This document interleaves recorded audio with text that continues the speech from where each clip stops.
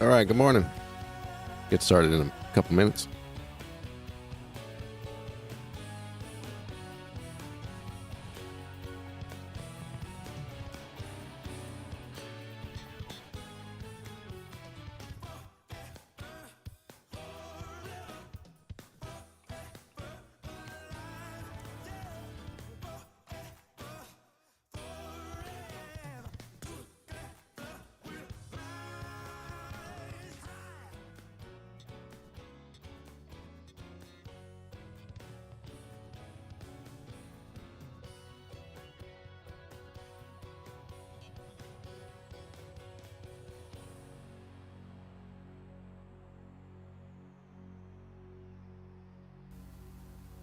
Good morning, good morning. 4 a.m. New York. January 4th. That's my accent. Let's check news today. I think we had some high impact US coming up. Let me get everything set up here.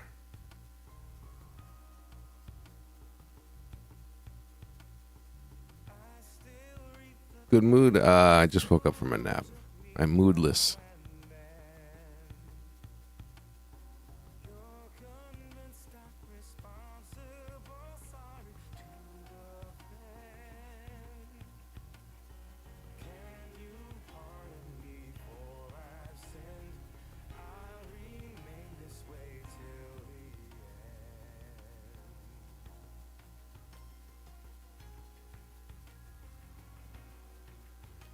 One second.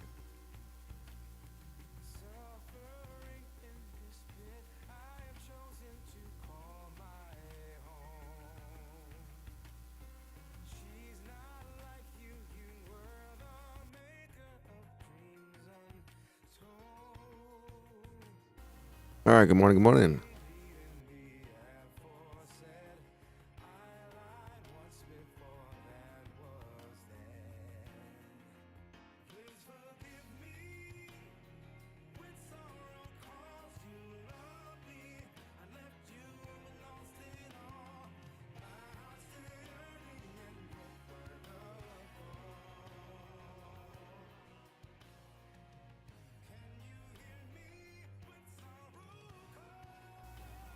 All right, got to get this coffee down.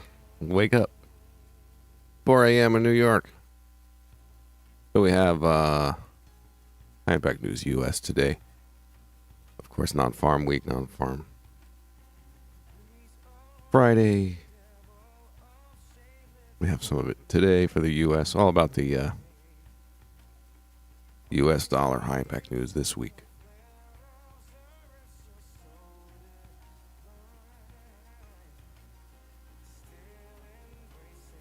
Not much else.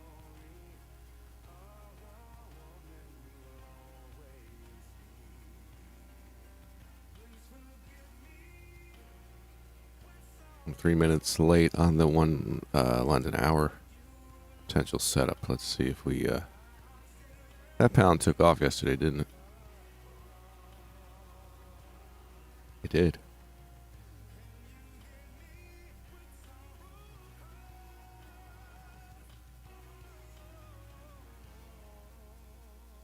All right, let's get things going.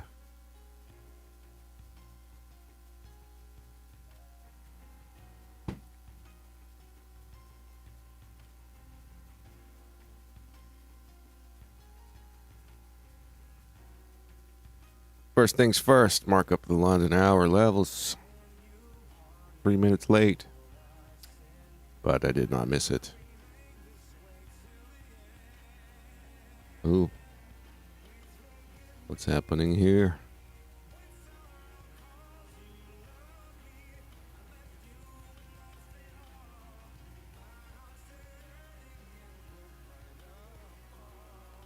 Well, we already see a low volume reaction here. One of the potential entries here would be breaking to the upside if we do it on the lower the better volume and so on. So this actually might be close.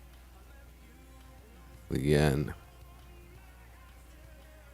is starting to tank right now.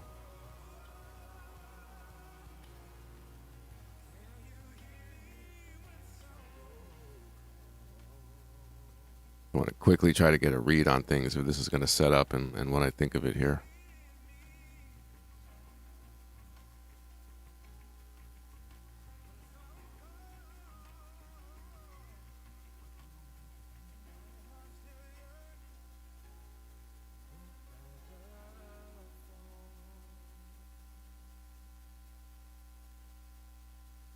Okay, I'll get to the chat as soon as I can. But this may set up, so I just want to be ready for it. It's, of course, the yen is dropping, so that is really why the pound yen is up there. Is the pound particularly strong? Kind of average.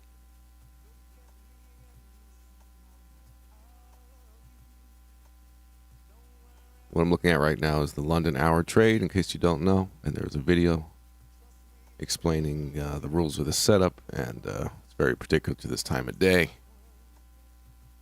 So I just want to be on it here. Obviously, there's no confirmation quite yet.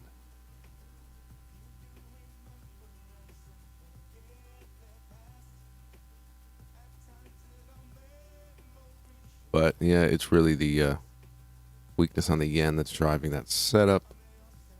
Makes me less likely to take it, but not necessarily not taking it. Let's see.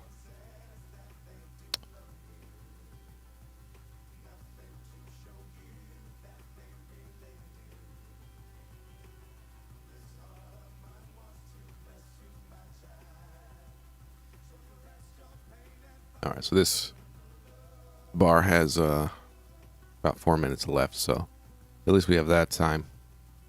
I drink a little more coffee and wake up.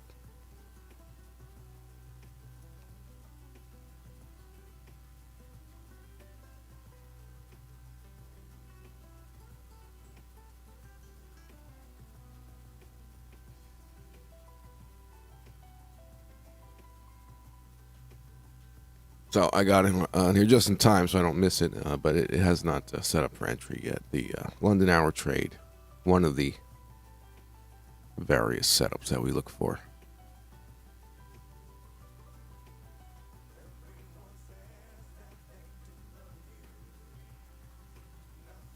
Now, if we're going to be buying, I'd like to see strength in the pound, not just weakness on the yen, which basically means relative to other currencies in comparison.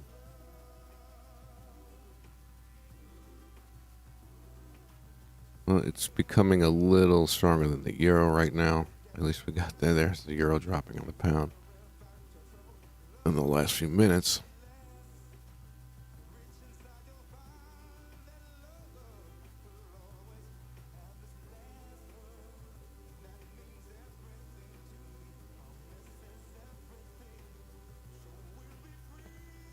Carbon, what else would I be doing?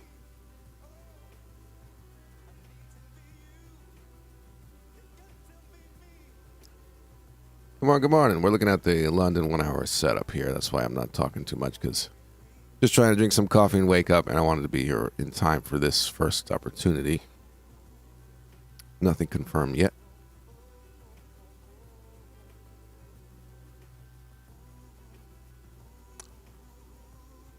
What's going on in the chat? Sir, there's a question that how we will find bullish and morning, evening star. Okay, using bar chart. I'm not too concerned about that. Okay, and one how we find using bar chart.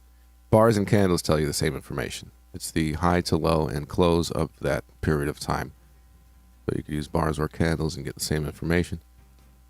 Because some people say that volume, price, and time should be in your favor to get a fruitful trade. Yes, that would be correct. Price, time, and volume are the holy trilogy. Good morning. UJ, I don't really trade UJ. I look at it for information. I'd like the dollar and the yen to drive the market. Very rarely trade this.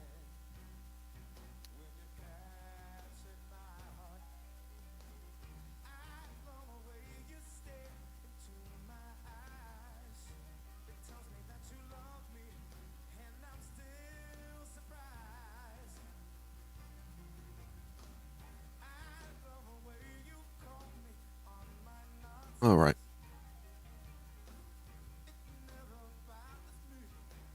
A minute left on this bar, so looks like that's not going to be an entry. No rush.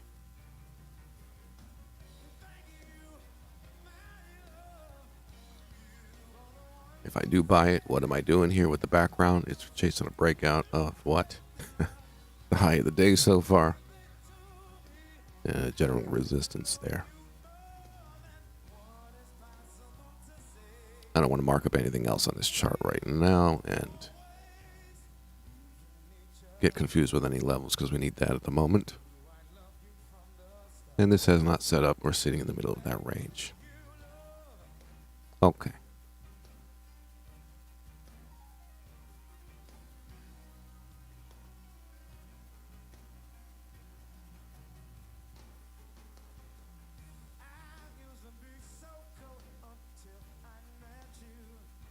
So keeping an eye on that London hour trade. I'm kind of glad that didn't just pop out and set up yet because that's really yen driven as far as that drop and the pound moving up against it. Again, this stuff is pound focused right now at this time of day, particularly with this setup here I'm looking for potentially. And very often it can be moving on its own and doing its thing. And in this case, if we break out to the upside, seeing that it is strong. It's just kind of average in comparison. That's why I'm just clicking around, just comparing. But we'll see if it sets up what we look like at that point. More coffee.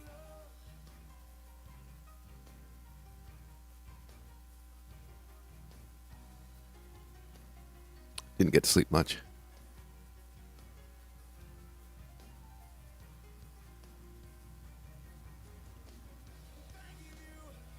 Hopefully you got some strong trades. The first time here? Nah, just kidding. Whatever the charts say. Whatever the charts say.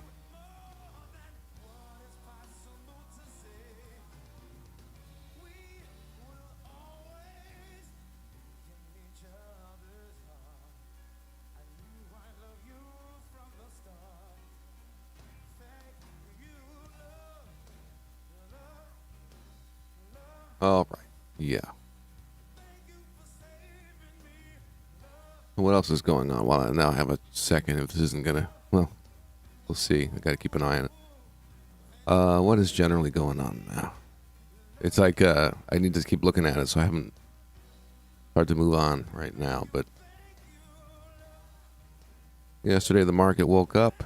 It dropped. Whoever sold and tried to chase that thing, we didn't sell. We bought some pound. Whoever did that didn't do too well. As far as trying to chase this down move yesterday. Start off with a nice trap, right?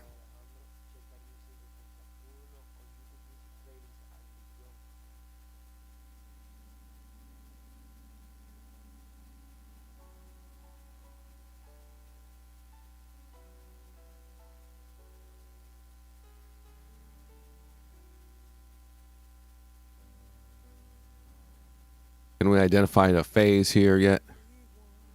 Well, Eurodollar came out of the range of the holidays. Dropped, and we saw some demand coming in. Looks a bit sloppy volume-wise as far as any proper accumulation. Kind of hard to label it that at this point. Or as any proper accumulation back there. Strength. Some weakness. And we ended the day in the middle, correct?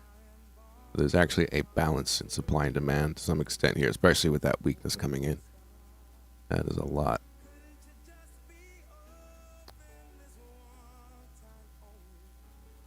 So, even though technically I bought yesterday against the US dollar, it's not necessarily a generally bullish environment here.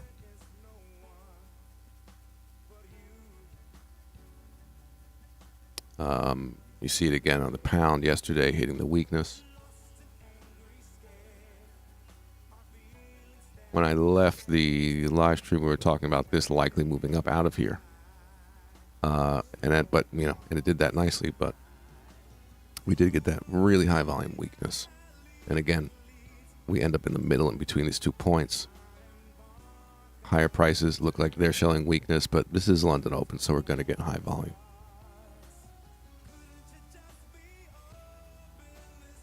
Oh, I can't move that yet. Okay.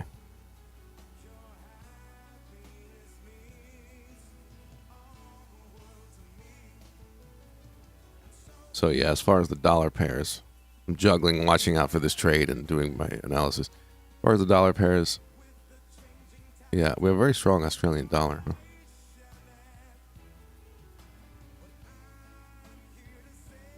What's up here?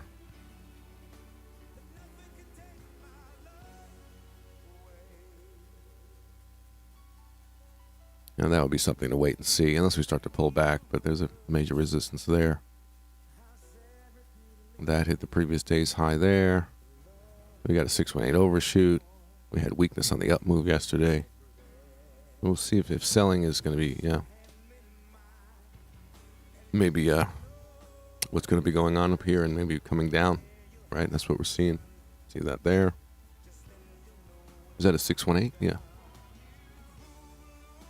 So 618 overshoot, that's where we would find out about sell activity, and we're certainly seeing that. That's not London Open spike. That's 30 minutes in. That's real deal selling. I got to keep watching this. Okay. Real deal selling.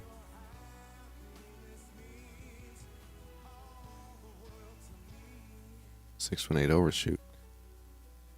So this is, at least in the near term, a bearish projection likely off of this.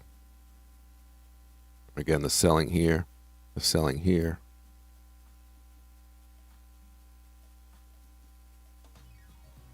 If it wants to move up, then we'll see if selling still occurs up here as far as the weakness. And if we come down, we could have a lack of demand situation. Either way, would be confirming more so that bearish situation. Wixie, you forgot. I know you don't trade crypto at the moment. I don't day trade, swing trading. But can you please have a look? Yeah, we'll take a look at it. I mean, the quick version of what's going on with the cryptos is that jump up that it just did, whatever that was in the last 5 hours or something. I haven't looked at it since I woke up yet, but we'll go there. That is still hitting weakness. And kind of jokingly said, let's just run over these sellers. Let's get out of my way. I'd like it to go up, but it is hitting some weakness. Yeah, we'll get over there. Take a look. If you're in the Discord, you'll notice that I did point out demand and buying coming in, and then today that it is hitting some supply weakness sellers. There's a slim chance it's going to blow through those sellers and just keep going, but more likely it'll have to pull back. And we'll be stuck here for a little while still. We'll see. Watching this for the potential entry. So if this breaks to the upside, the lower the better on the volume to confirm the long entry. It's one of those, not a trade I would usually take, but the London hour trade is a self-contained situation. It's nice to have any sort of additional confirmation. Not much we can get out of that. I mean, I could draw a fib, but we're kind of ranging in there for a little while now. It doesn't really seem to care about that. Well, 618 overshoot. That's what it did yesterday, huh? Much less weakness shown on the yen pairs. All right, we looked at the dollar pairs so far in the background, and yesterday's up move, weakness. Today, up move showing weakness. Yen pairs, not so much. Right? We really don't see it. We really don't see it as much at all.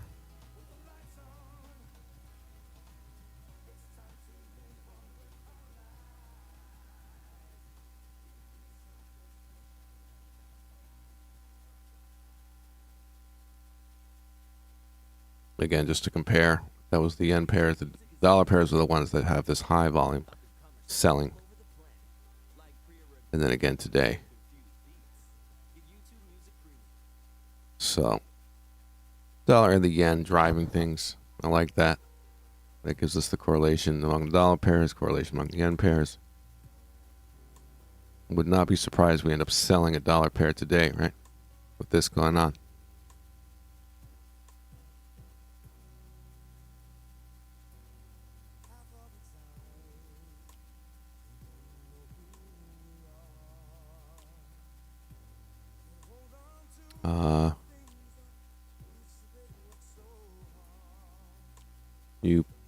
You posted the same question twice. I answered.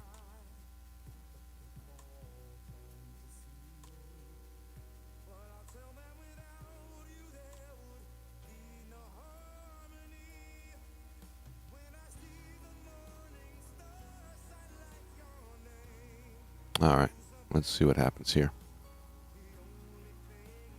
This London hour setup's got you doing some weird things, right?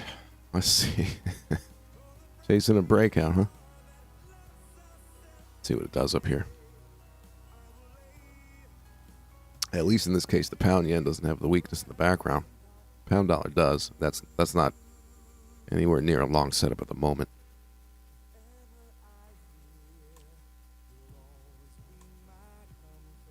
What about AJ? Yeah, strong Australian dollar today. Could be a scalp. Maybe it doesn't want to pull back and it just wants to keep going. But yeah, the more bullishness for sure on the yen pairs. Generally.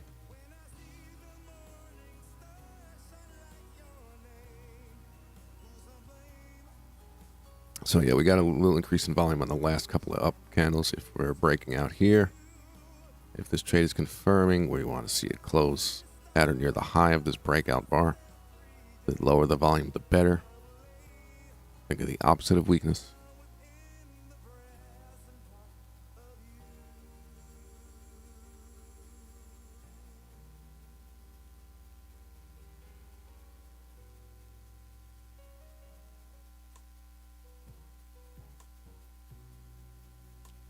But the obvious trade today, so far, based on what's happened today on the dollar pairs and how yesterday ended on the dollar pairs, obviously, it's likely to give a short setup, or at least that's what's going to match the background, if that comes around.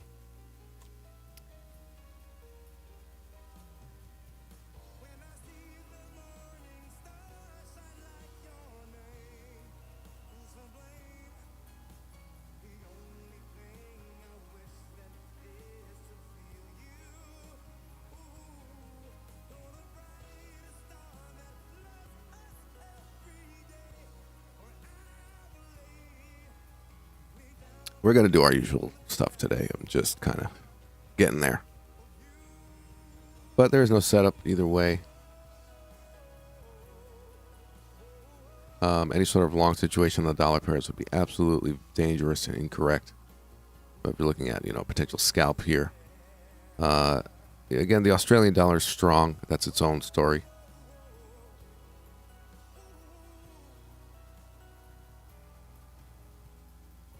I still wouldn't want to be buying that if we're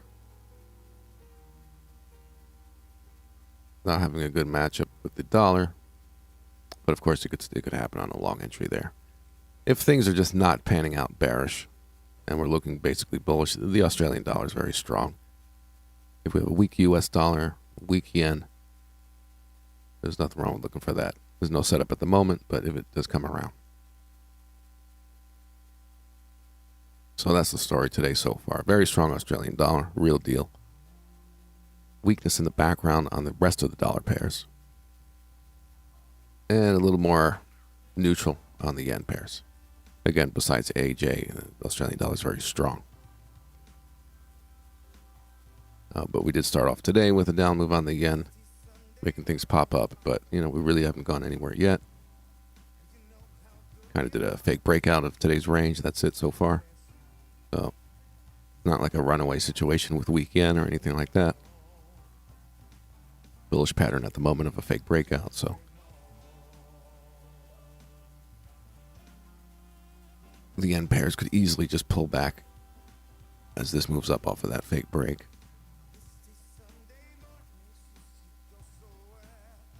Clearest background situation is to look to sell the euro dollar or euro or pound dollar with the weakness in the background.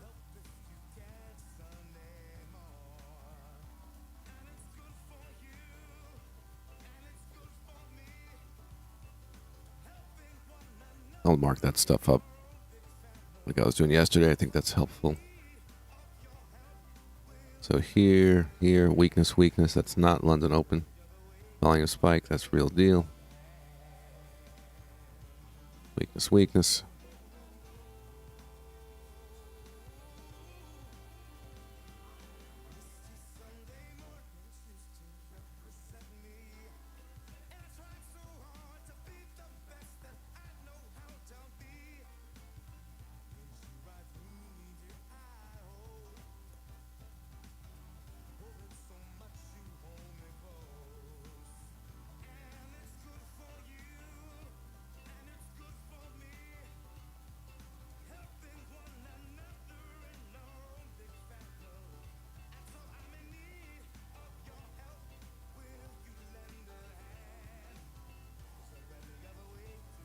Okay, this thing, it's teasing a setup.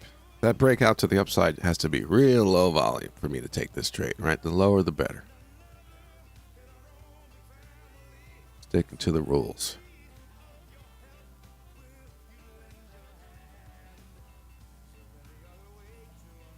Could see very high volume weakness and a fake break, and of course that could be a short entry.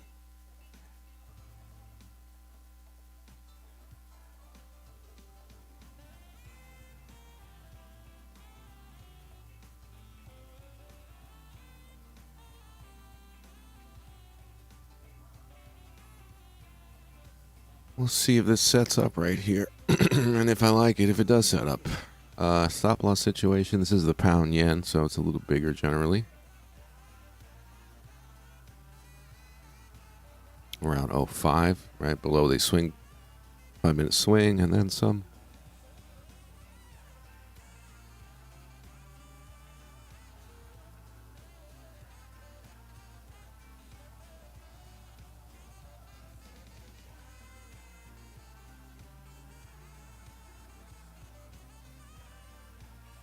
You guys suck.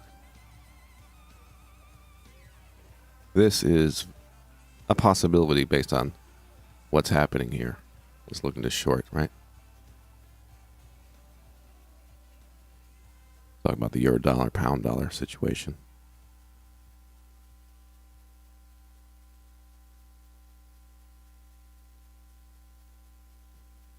Possibility there.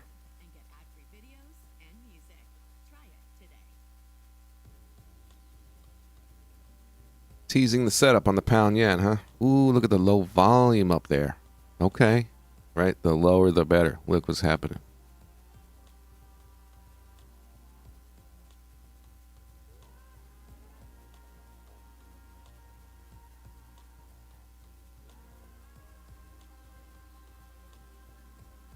Couple of minutes till the 5-minute closes, and we can see where we are there.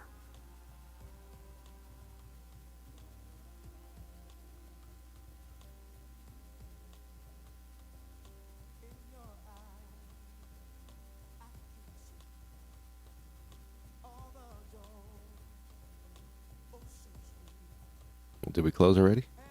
Oh, about a minute left. All right, so potential long entry we'll see in a minute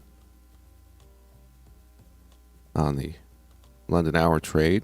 If you're new, I have a video explaining this setup on my channel. And the lower the volume, the better. And let's see where it closes. No pound news today, right? Yeah. Yeah, that was so low on the 1-minute chart there. So that's a good sign. And generally, yeah, there's less than a minute left. And look at that volume. Oh my gosh, it's low. Wow. mean, I don't like chasing breakouts, but but when I do, that's what it should look like. Let's see. This wacky trade. Well, it's technically confirmed because it closed above our level, which is really based on this high, and then after that, we're just kind of toying with it. Technically, it's confirmed here. So, look at that ridiculously low volume. I have not entered yet. I'll let you know if I do. And the reason for that is if it's coming down as a reaction for whatever reason, it's a bit unlikely. But if it comes down here, then don't want to be in it. So let's see. It also did close a bit much off of the high, right? The higher it closes, closer to the high, the better. And the lower the volume, the better. So we got the volume. Jeez. I mean, it's technically confirmed.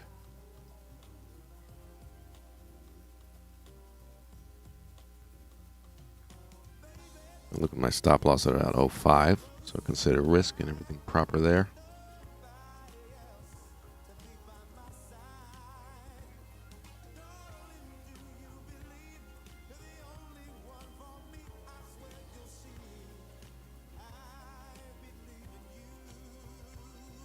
Yeah, so I'm getting into that trade there. The pound yen long, London hour trade confirmed. Confirmed long entry on the pound yen. London hour trade. So I did buy that, putting my stop loss 157.05. I didn't take the pound dollar this time. I didn't mess up. I'm actually in the pound yen long. Okay.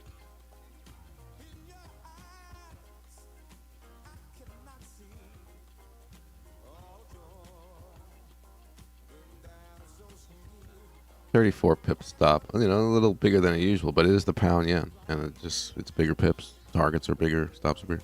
It's a matter of maintaining a proper risk, right?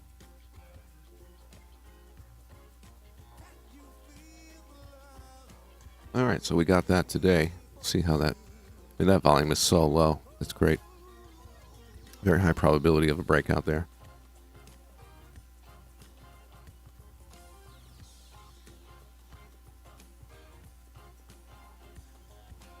What is going on in the chat? I've been, if you stepped away, I've been intensely watching the setup that has now confirmed buying the pound yen. So I'm in that trade.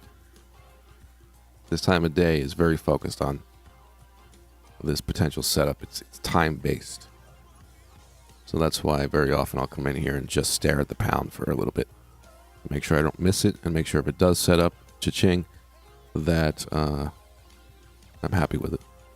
And I'm not just suddenly looking at a setup and having to rush my decision, But I'm in the trade now. Let's go.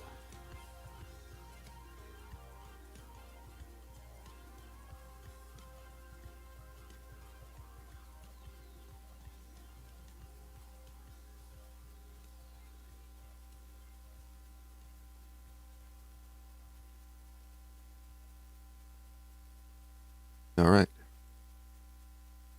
I mean, like I say, first of all, the London hour trade is pretty much self-contained. Like I've been saying, I am long here. Like I've been saying, it's nice to have additional confirmation of anything you could find. This is a situation where I would really not normally be going long.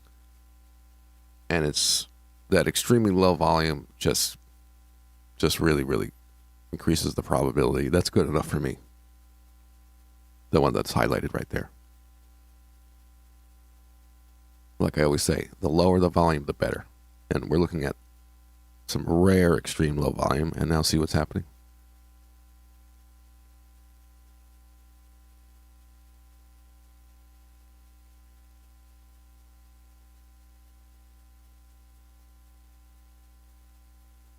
Oh, the stop is 0.5, and it's because I put it behind the previous swing, but not extremely, give it a little bit of room. So the previous 5-minute swing is here,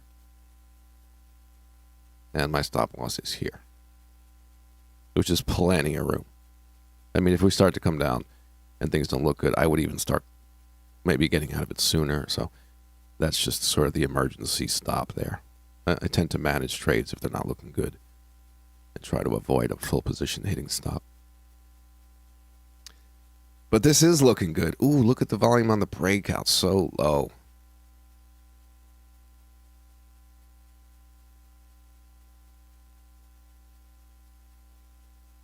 Is this set up? No, and I don't want to be going long on a dollar pair anyway. So that's just fine. Okay, so I have a position on for the London hour trade, pound yen long. And again, the other good looking opportunity at the moment is potentially selling a dollar pair. If the pound's going to be strong, maybe it's a euro dollar short. But if we're coming up, I'd want to see weakness if we go up any higher. But we certainly have it established in the background there. Right? Right. So nothing wrong with looking for a euro dollar, pound dollar short. Australian dollar is strong. That wouldn't be my choice to short. Like I said, if things turn bullish against the US dollar, we might be wanting to buy the AU, but certainly not looking to short that strong currency right now.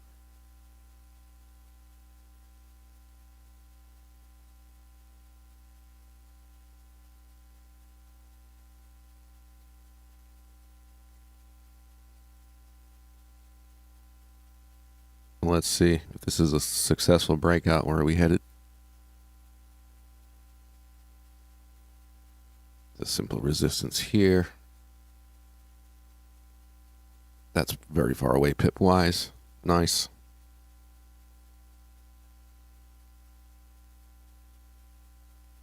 Let's get in some levels marked up here if we're going to be moving up. See what we're headed towards.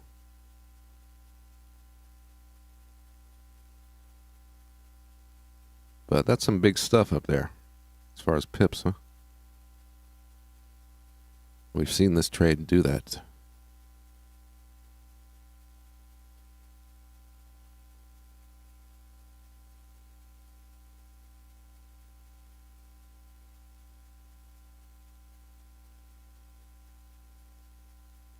Okay, so we'll let that do its thing.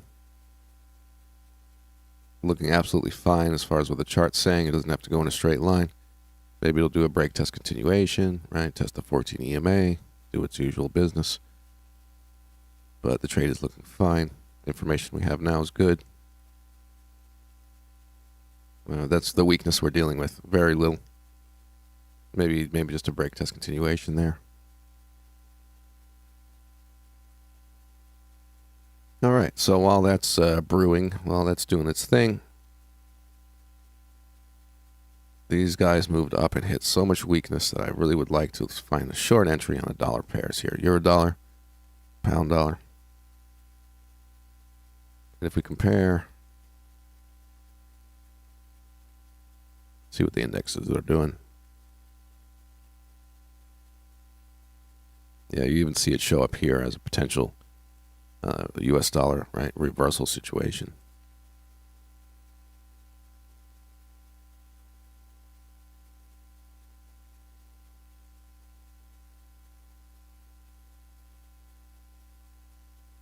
We'll see what goes on here. We know there's weakness in the background. The test at the 14 EMA for demand didn't really show any issue there. It's almost surprising that we moved up again because of all that weakness there and then really lack of any demand on the test. But we could just fall over here and finally come down. Again, 14 EMA is going to be tested. And we'll see if that comes down from and gets through it with low volume. So that is quite possible here. If we move up, we want to continue to see weakness. But if we move down, we want to see that low volume test, right? 14 EMA.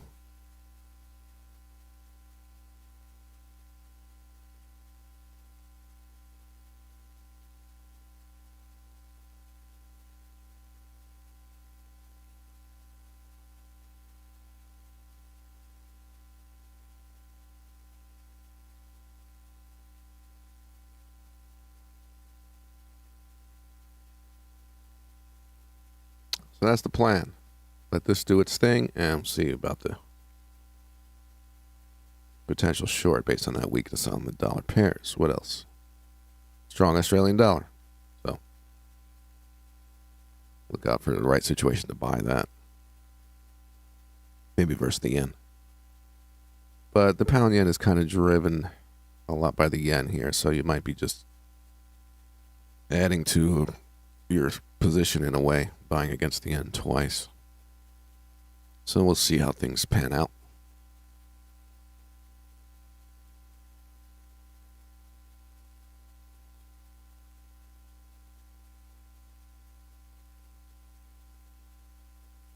So we might just be sitting through a break test continuation pattern here.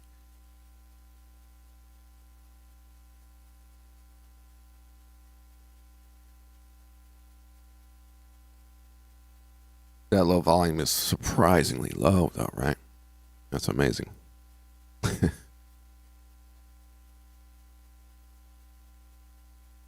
If you know VSA, if you know your basic, sign of weakness, high volume, off high prices, that would be the opposite.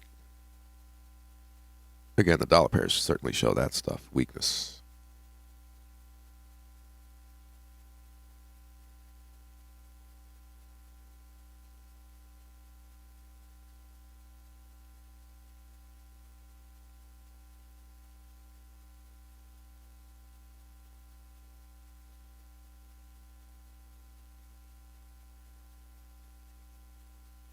Tired today, but I'll live. That's when you got a backwards sleep schedule and then you have to do stuff during the day, Sucks. 1 second here. Let me do this. Okay. Yes, I'm watching. Why is YouTube asking me, am I continuing to watch? Just play. What the heck is that? It's a song list. Yeah, leave it. Is that what YouTube does now? You put on a whole album playlist, and after 2 songs, it stops and says, "Are you still watching?" Yes. It's an album. You know everything I do anyway. You're watching me through my phone. All right.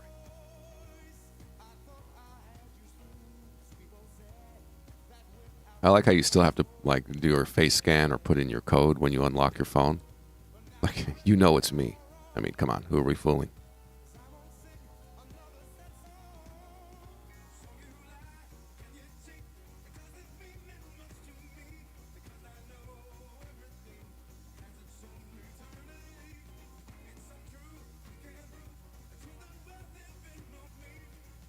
Yeah.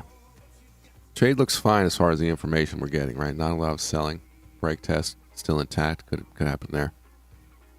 The yen part of it, all right, the yen hopefully is not doing a double bottom and starting to move up, which would push this down. Unlikely. We don't want that. Let's just keep going. Maybe we don't have to hit the 14 EMA because,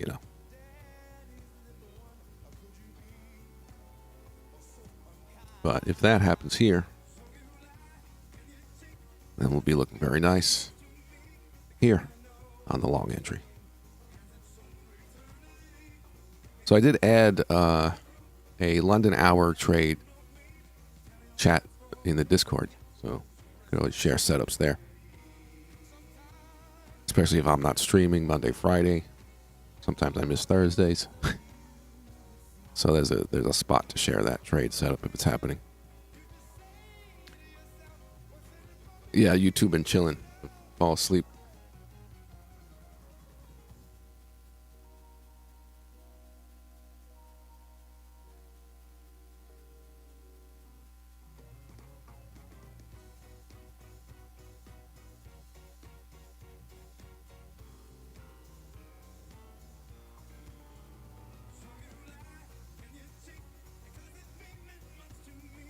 This is what we want to happen.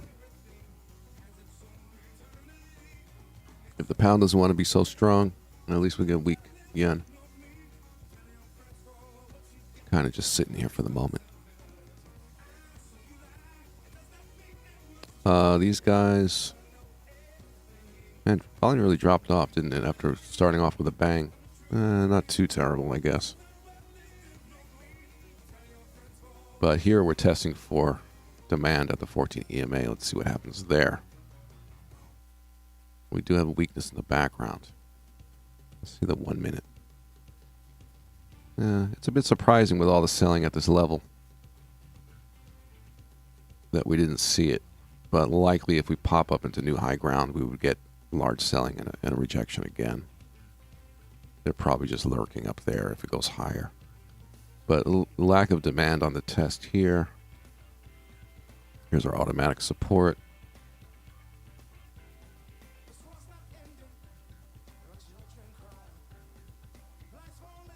Could lead to the down move weakness, lack of demand.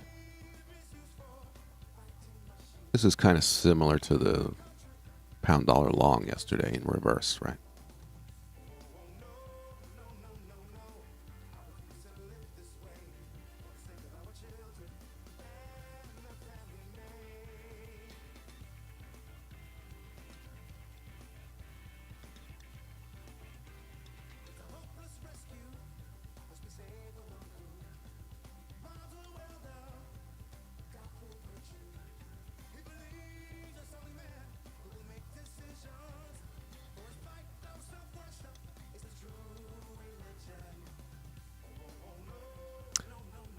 Just wondering at what point would I be satisfied to be going short on a dollar pair here, besides the Australian dollar, which is strong.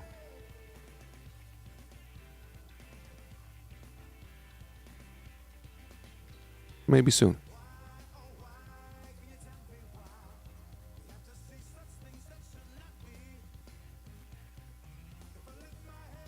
Is this guy really pulling back?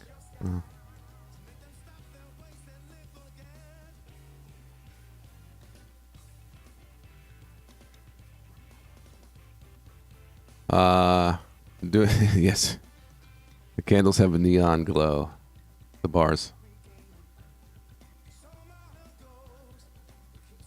New for 2023. Glowing candles. Glowing bars. Do not adjust your screens.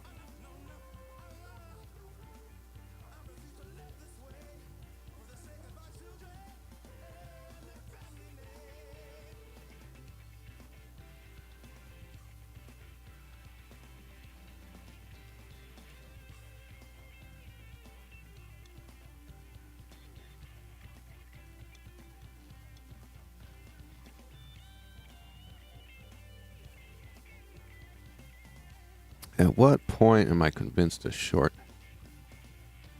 your dollar? I'm starting to get convinced. Low volume test here, perhaps. No demand. Weakness. 618 overshoot. Weakness shown yesterday in up moves. Small time frame really shows it there. Fib area, 618 overshoot. It's pretty textbook. Pretty textbook. Let's see if this ends up really at no demand situation.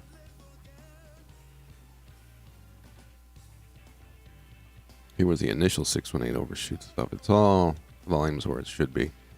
This is the London Open volume right here. So we're really seeing that increase.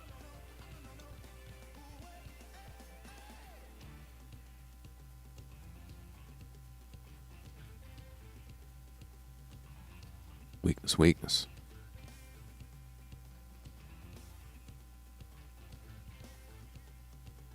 I could end up short the euro dollar and long the pound yen, huh? So says the chart. I just listen.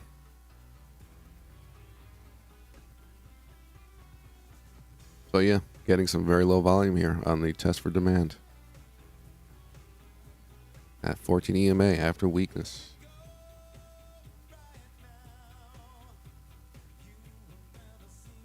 See the 1 minute, knowing that this is the test area now for the past 4 minutes. Ooh, you really see the volume drop off.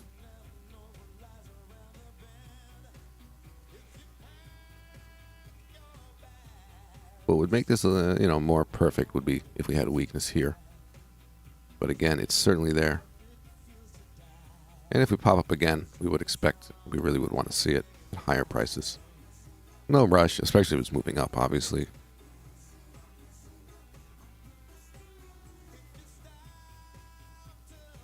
Come on with this guy. Yen. Yen's messing around. All right, I hit the 14 EMA, right? Isn't that what it wanted? Now it can come down, right? Yen index.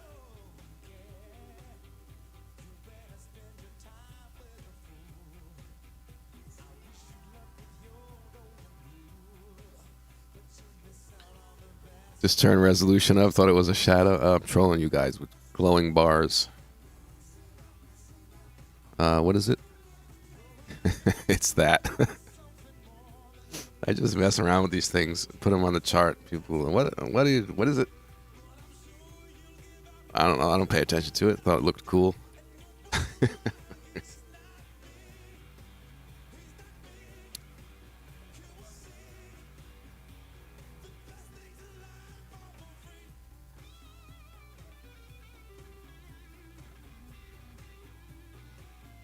So hunting the short on the euro dollar, letting the pound yen long do its thing.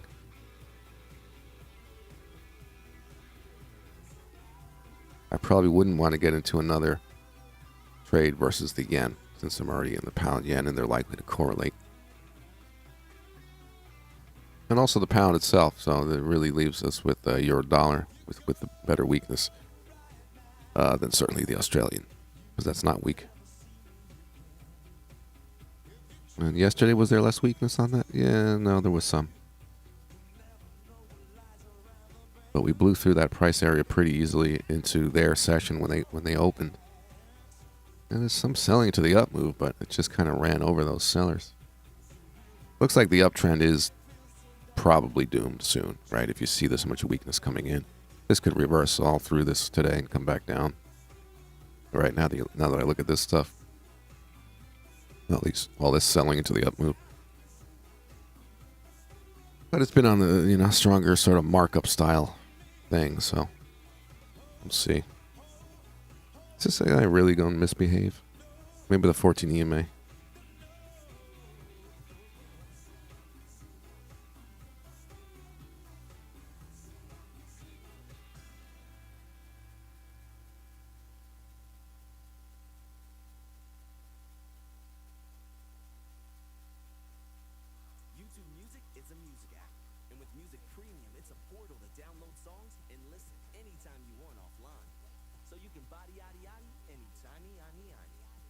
So eyeing this for potential short. If it's coming up off of this and we actually move up, we really do want to see weakness again to make it the best possible type of setup there.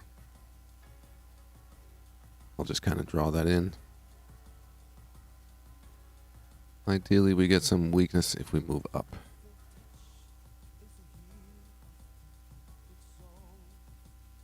If we're on some, seriously low volume and we just come down off of that, then there's just not enough demand to get it there, and then we could come down from there.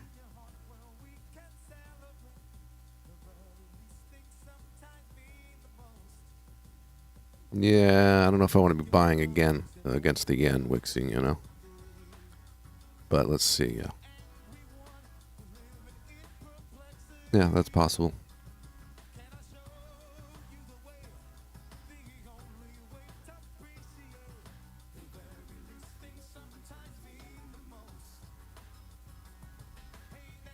That's a rare situation where you get into new high ground on such low volume and actually come back into the range. Chart says it's still likely to move up. Nothing really happened as far as weakness. Might just have to hit the 14 and zigzag its way up.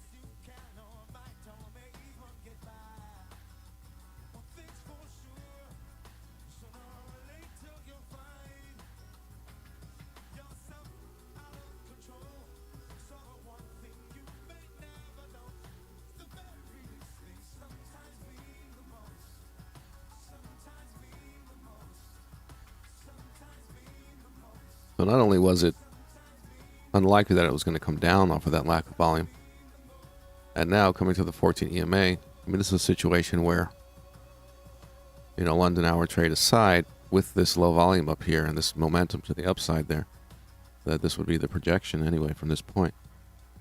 So please behave for us.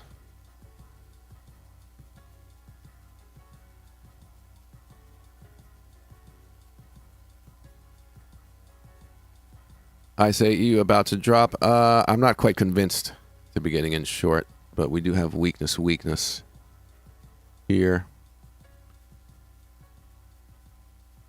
Weakness on the up move yesterday here.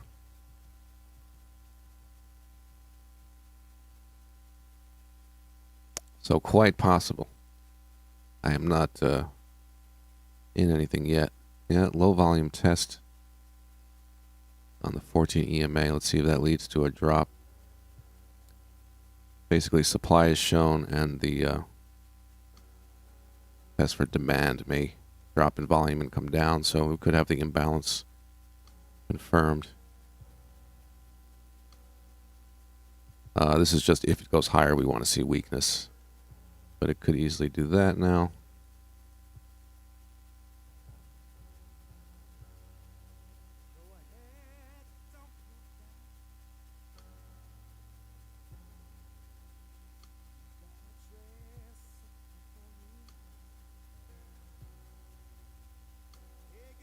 I am trusting the chart, though, which is telling me weakness here.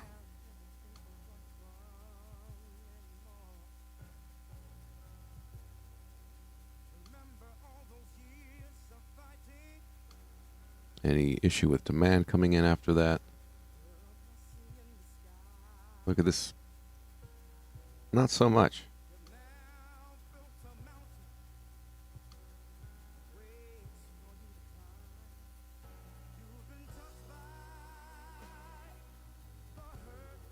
Yeah, I could put a little position short on the euro dollar at this point, confirming weakness, no demand there. How's this guy looking? Sitting there.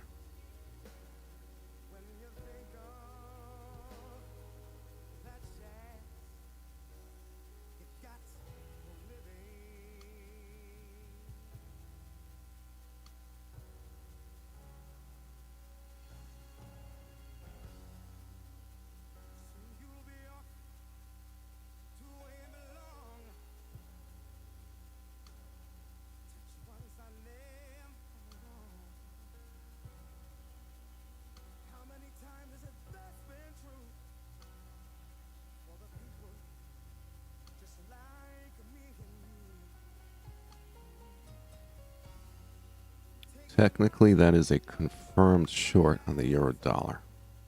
I want to see maybe where this closes.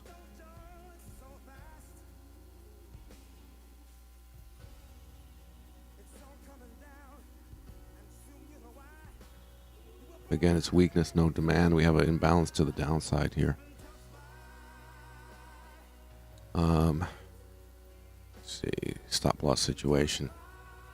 If I allow for the fake break, ideally. That's a bit big. Could go smaller on that stop.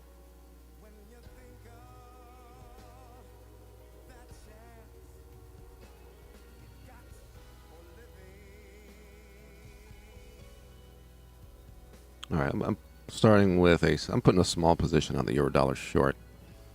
That's because I'm listening to the chart. This is about to close right here.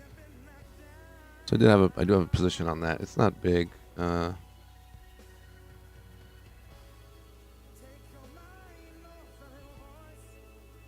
Stop loss, I'm just going to throw in right now at 40, and then I can manage it from there and adjust things, but just to get it in right away. 106.40.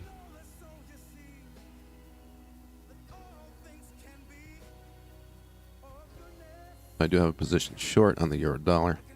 Weakness, no demand.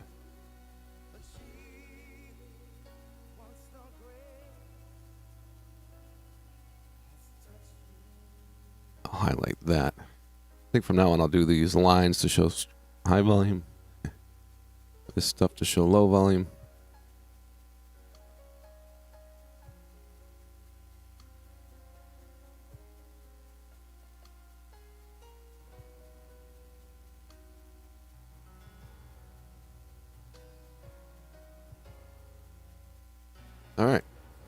I got a short euro dollar and long pound yen. Yeah, I'm good. I'm not getting in anything else right now. Weakness on the dollar pairs, right? Found the best situation there. And then, of course, the London hour trade. Wixie, if you're looking to buy this, you'd be on your own. Not sure I trust that, really. It double topped and then fake braked. So, you know what I'm saying? Structurally, double top and then fake break. It's certainly lost some of that proper momentum to the upside you'd want in a long situation here, scalp. Right?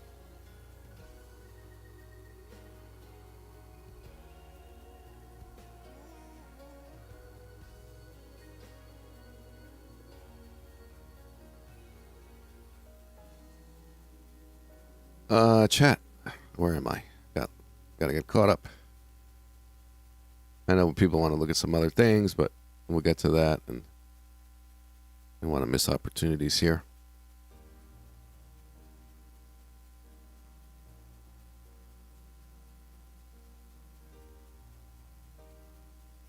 Volume-wise, yeah, a lot of times I'll draw the volume as to what it should be if we're going to get what we want. Doesn't mean it always happens, yeah.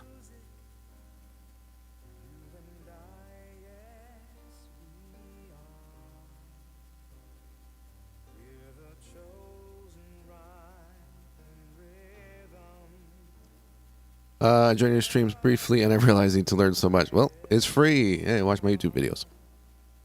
I have a course which is all organized and covers everything in a more organized way, but obviously the live streams and tons of videos on my YouTube, which are free.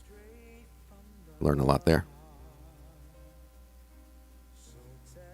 Target is kind of built into the trade. I didn't even think about it yet. I'm taking it one step at a time, which is to have to deal with the automatic support right here and making sure that we have no issue with that. Targets are built into my setups.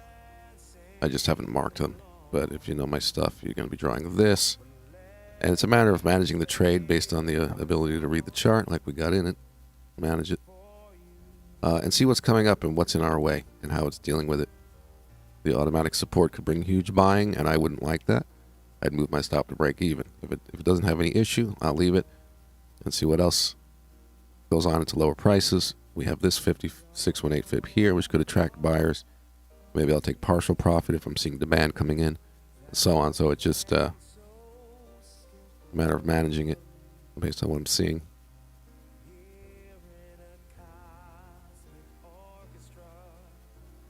That's the bigger picture looking like.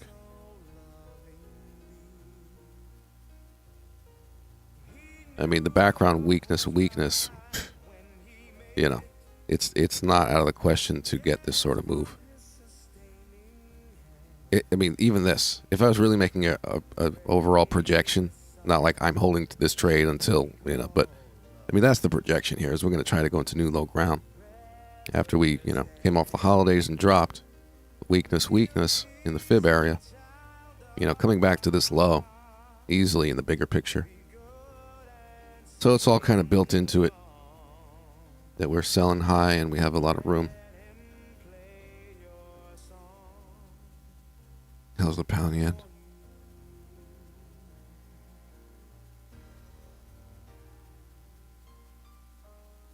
Again, the same deal with targets here. There's not much to the left, and I would just manage it as it goes, knowing that there's a resistance here many pips away. We don't have to get there to have a good trade. That's 100 pips and not much in the way. So, yeah, great. Maybe I'll get 100 pips. Maybe I'll get 50. Maybe I'll get 30. You know, wherever weakness shows up, and deal with it at that point, manage the trade. Know what's going on to the left as far as levels and see how it behaves.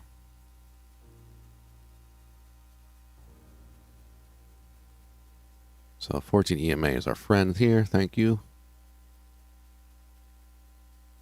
Again, if this thing came down off of this type of breakout, so rare. It's such a rare pattern. I'm surprised it even did that.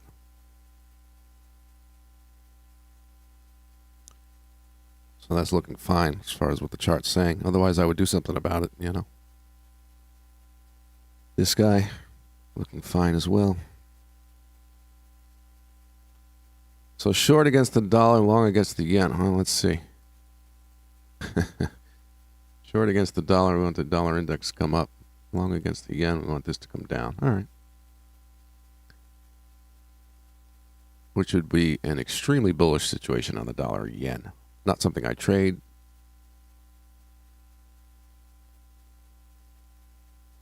Right? Did I say that right? Yeah. Well, basically, since the dollar and the yen are driving things, I don't like to trade them versus each other. But just for information, if this happens, both trades go into profit. Right? The euro dollar comes down because strong dollar. Pound yen goes up because of weak yen. So this is the key.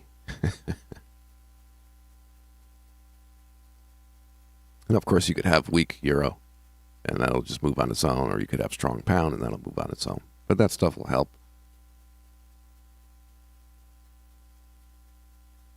get things moving.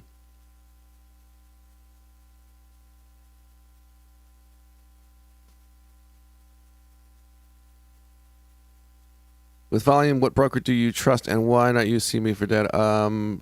Yeah, futures volume. Yeah, it's a. I like tick activity better, actually, for this kind of stuff.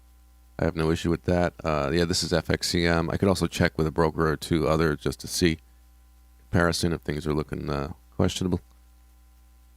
Nothing wrong with that. Futures volume, I mean, first of all, that's not the entire market. It's maybe a third or a quarter of the entire foreign exchange. So you're not, even though it's true volume, it's not the entire market. It's also extremely similar as far as the information that is telling you the high and low volume points. Experiments have been done, and you know, how different are they and all that. And also, I learned on tick volume. I like it. I'm used to it. I really have, you know, the feel for it. But there's nothing wrong with that, yeah.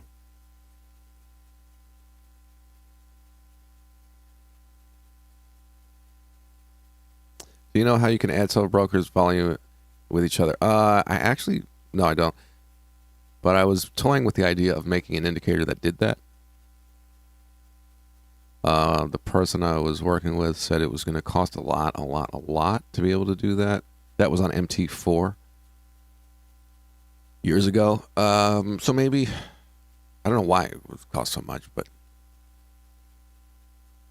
I had nothing to do with the actual, you know, programming of it and stuff. But somebody was trying to make it. That wouldn't be too bad to have. Also, you could just, you know, in the meantime, I could switch over to whatever broker else that you can get through TradingView. You can have an MT4 with whatever broker, so you can always compare. There's the note demand. There's the weakness. This is a different broker. Same story. Right. Pound yen, do we have the same story? There's the breakout, low volume, no issue. Yeah. What I found over the years is that volume between brokers has become more similar than it used to be. So if you have anything on your chart that's extremely different from mine in any way, something's off. Because we just looked at two brokers, and we're really seeing the same stuff.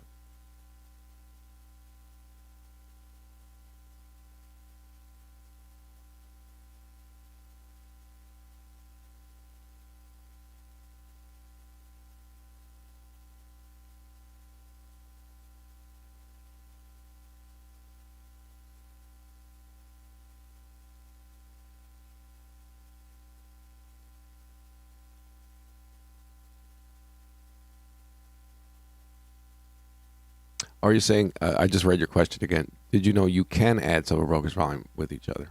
You can actually do that. How do you get your opens to disappear? Oh. Settings. Is it settings? Yeah, this. No. This. No. One of these. No, maybe not.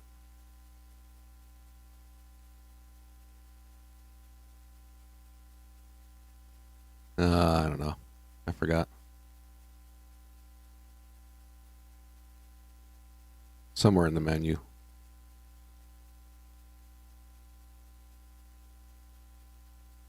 I forgot where that is. I set it up so long ago. Is it in here? No. Yeah, one of those menus.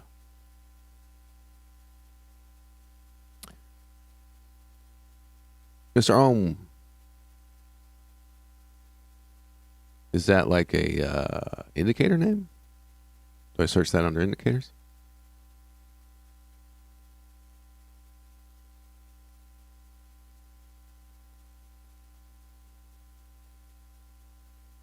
Yeah, I know it's different, and you can have really high volume and really low volume, a little more dynamic.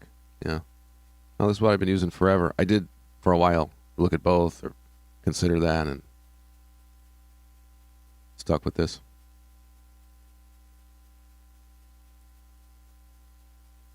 You can add the indicator volume external, and there you can add, for example, this in the adding. Okay. I'll look at that a little later on. Cool. But like I said, volume between brokers is very similar now compared to what it used to be, maybe for whatever reason. And I kind of just stopped thinking about that idea of, trying to improve it. It's perfectly fine. But yeah, that's information maybe worth checking out.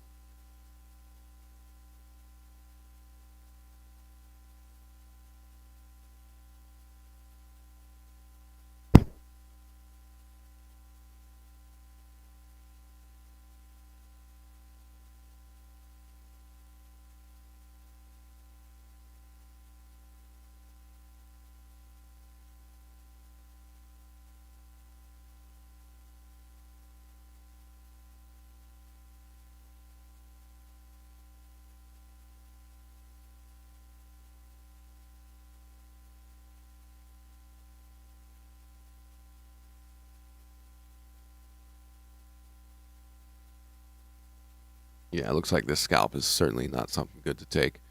Not a great reaction off the 14 EMA. Got a double top pattern and a fake break. So if you know the scalp setups, that's not something I would take there.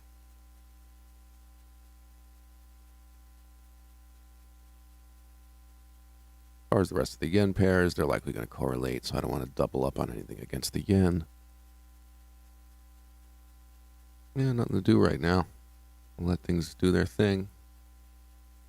No issue with demand coming in here. Again, it comes down to these guys. If they're going to behave, then things are going to move nicely in our favor. No issue. If it wants to do these moves.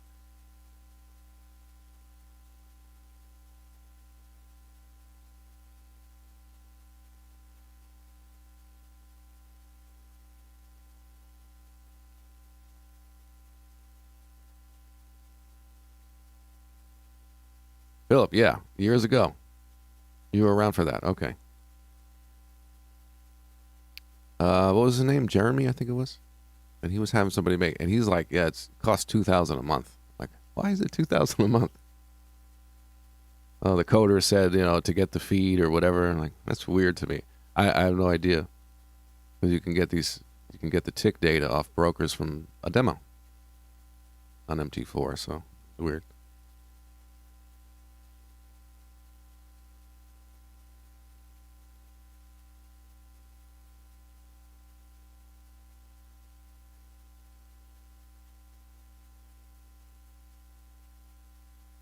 But I'm telling you, these brokers got more similar over time for whatever reason. I don't know the mechanics behind it.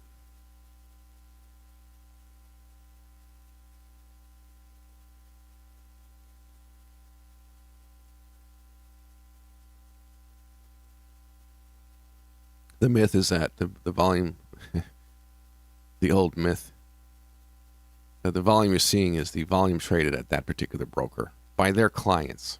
It's so silly. Then it would be like vastly different from one broker to the next. That's not what's going on. Scam 2K a month. Yeah, I didn't pay it. Jeremy was paying it. And he's like, yeah, this is kind of a little bit much. I'm like, yeah, I don't know what's going on, because he was dealing with the programmer, you know. That's absurd, yeah.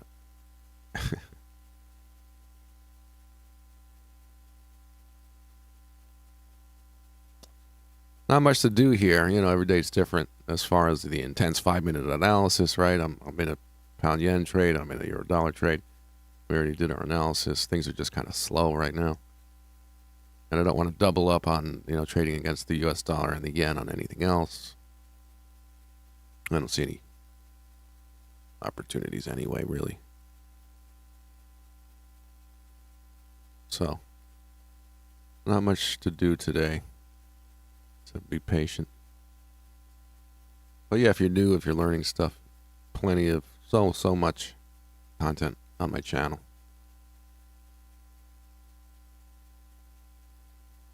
And a lot of days we're doing some more intense analysis and understanding what's going on.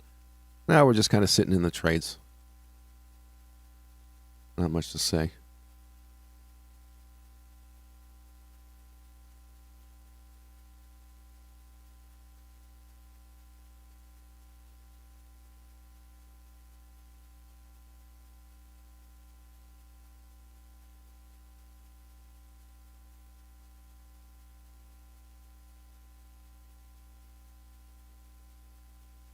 Somebody asked about there was some questions about other charts. We can take a look at that while we're sitting here. But again, the story with the cryptos is very straightforward. The overall picture of the crypto market is that, yeah, I want price to go up. And yeah, maybe it is. But we're hitting weakness. Get out of here. Get away. Go away. Weakness. If we back out, remember the story that we were dealing with here, 4-hour chart, Bitcoin. Also the general story of things. We had we updated that. So originally the automatic rally, right? We're talking about Wyckoff accumulation phase, starting with strength. Automatic rally, first level of resistance after strength. So we had that marked here. And I was saying during this time, right? I pointed this out. It's on record. This is how it works. If we try to break through this and we get too much weakness, it's not happening. And then look what happened. That was like, If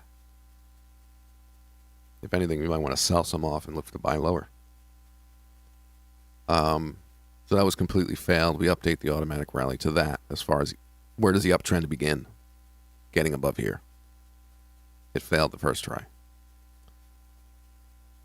And we're here. Now, you can kind of fractally get in here and apply the same thing. Strength, fake breakout, automatic rally. And the idea of getting through here without weakness says we're likely going to try to get through there next if we don't have weakness. We're not even quite there and we're seeing some weakness. It's not terrible. You see the 4-hour. When you go to the 1-hour chart, yeah. Tough. But as soon as we can see higher prices, right, without this stuff showing up, volume-wise, stopping the progress. As soon as we can see that, then we can have some sort of bullish projection. The wishful thinking at this point. So that's generally, if we go to Ethereum, we have the same thing.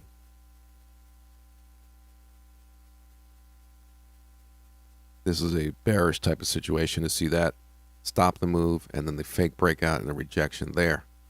Likely giving a retracement. Yeah, I hate to be a downer for the hodlers. But there's a lot of resistance in the way as far as selling on these up moves still.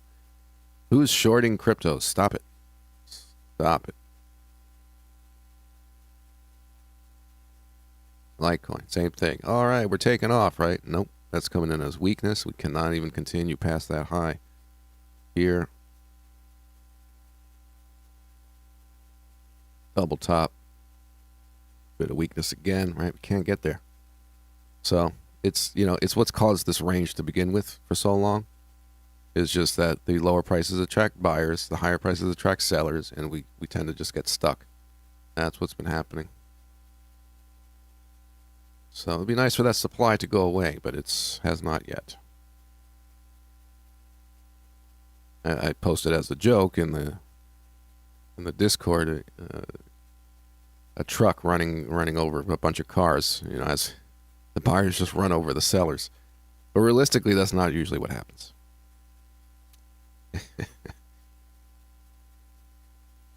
Wishful thinking.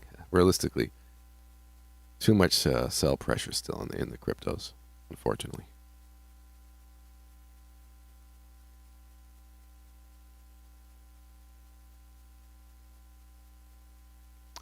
UT upthrust, yeah. Sideways, reverse upthrust leading to climactic action. Not legal in every state, yeah.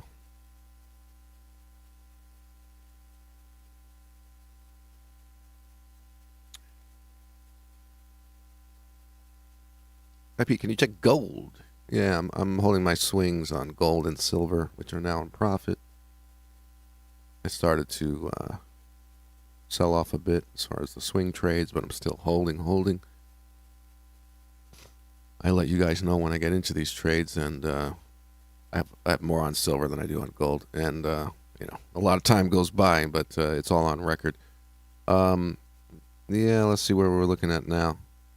Again, I'm swing trading, so until we kind of move up or move down and get into some new areas, I'm not too overly focused on it. Silver, yeah, that's where I bought back there. My swing trades, I've closed off some. I have a bit more than half my position still on. Weakness, go away. It's trying. If we have the high tested again, and we finally don't get, it's similar to cryptos, right? And we finally don't get the high volume rejection, high volume stopping the move, and we can go for another leg. We would expect maybe zigzag our way up and continue. And I would assume gold is similar, right? Those high prices just keep hitting that weakness.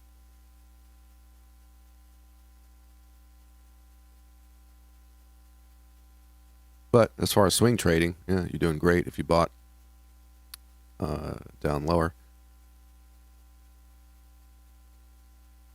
And I wouldn't be jumping in long at this point, obviously. So luckily it is moving up, even though we are seeing some weakness coming in. See how things go. If we get some really high climactic stuff, time to maybe sell off some more. But I'm just very patiently swing trading silver, gold, oil. So, doing okay with that.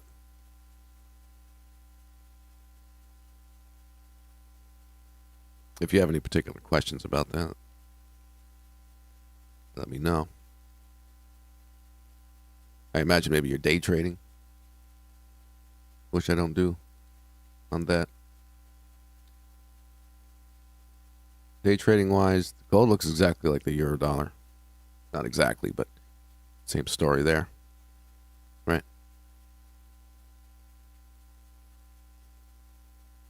Yep. They're likely to have the same outcome, same analysis, yeah.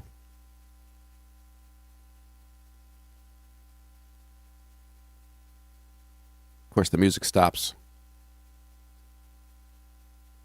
Get that back. 1 second. Oh, the album played. I guess we'll start it over again.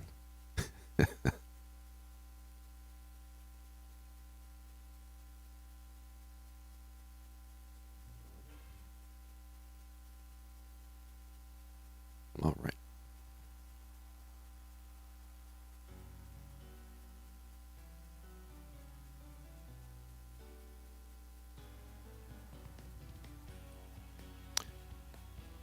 Oh, you swing trade.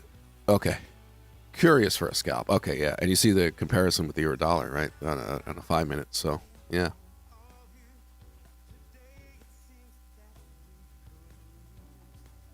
MCX. What's that?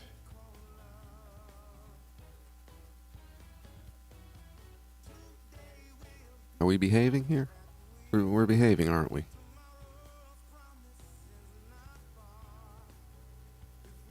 Let's do it. The lower the volume, the better up here. Our first trip up, looking very nice. I was actually surprised. Well, we'll say it was low probability that it even would come down off of that. But it did, and we know in an uptrend we can bounce off of this moving average plenty of times. Nothing weird about that. As far as now being able to break out, again, the lower the volume, the better. We're seeing no issue there, right? Just think about weakness, and that's not the case here. Let's see the 1 minute. We can get a little more detail up there. Any issue with high volume stopping the move? No. We got that. Not terrible at all.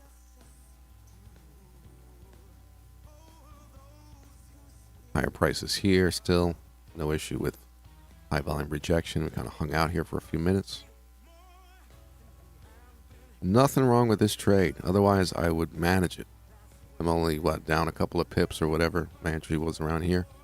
I'm near break even, so if I saw any issue, I could trim down my risk, right? Do whatever. But I'm listening to the chart and leaving it. This guy as well on the short. Listening to the chart, leaving it. If we can get here, it's our next piece of information about any issue with the trade. And if we can get through without strength, we're looking good. So that was a weakness, no demand situation. Things are different, right? January. It's a little different because we were, for the last few months of 2022, so many scalp setups. And these guys, this type of stuff was not occurring. Then we had this happen yesterday, right? The GU long off of that low. And here we are again with this type of trade. Things have changed a little bit. The Great Reset. No, not that. No, we don't want that. Yeah, it's like the end of the year and we reset things a bit. A little different behavior. Great Reset. No. No Great Reset.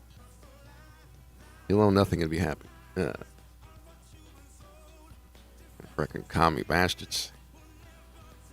Okay. No commies. There we go. Let's go.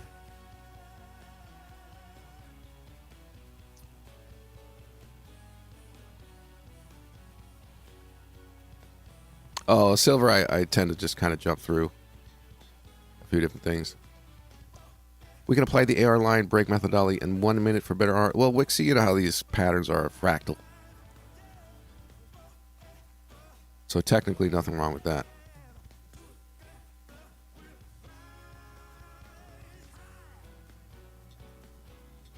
All right.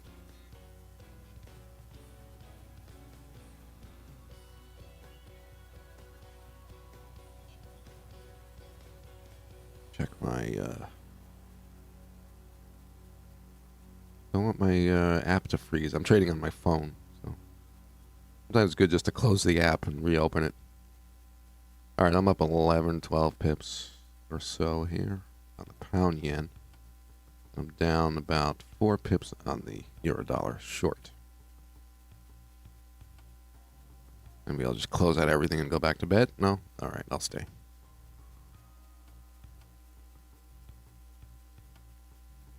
So, the lower the volume, the better up here. Not much time left on this bar, so we don't see high volume. That's good. And this is very similar to yesterday where we were looking at the pound move up. It was the pound dollar. We saw such little supply, but still it was able to come down knowing that it's still likely to go. And it went up and up and up after that. So, you know, we're a little ahead of things. Not bad. Not a bad thing. That's a nice breakout, once again, as this one was.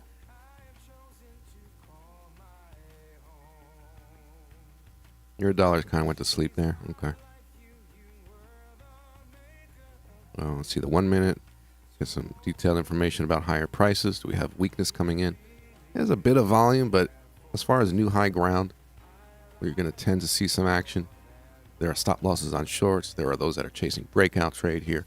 You're going to tend to get a little action, but as far as high volume weakness selling into the up move, no, that's not showing up, so that's fine.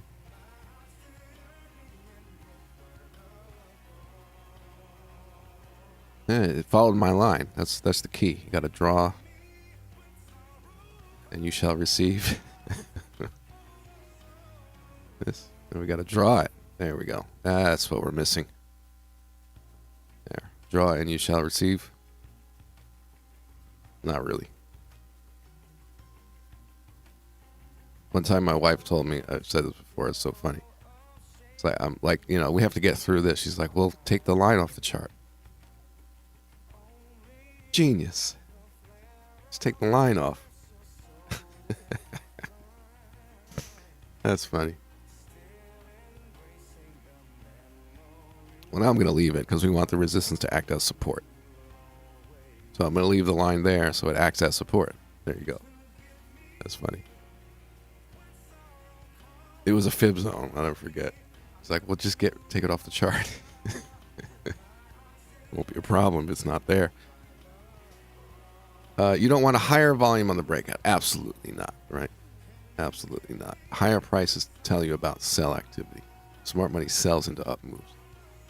Their activity creates high volume, not the average little guy, not a bunch of little guys. So we don't want any smart money taking the opportunity to sell off their long positions into an area where many people are chasing a breakout and buying, and they could sell to them without marking down price and get out at a nice high price and have the thing come down. That's the game. So if we don't have high volume, that tells us there's not weakness coming in. There's not profit taking on longs. Smart money isn't doing anything. They're being confident and holding in an area that they would get out if they were looking to. New high ground, fake break pattern, trap up thrust, whatever you want to call it. We don't see them, and that's good. If they're holding confidently, then I'll hold confidently, right? It could all be over if we shoot up and get squashed down and it's really high volume. Well, it could be over then, right?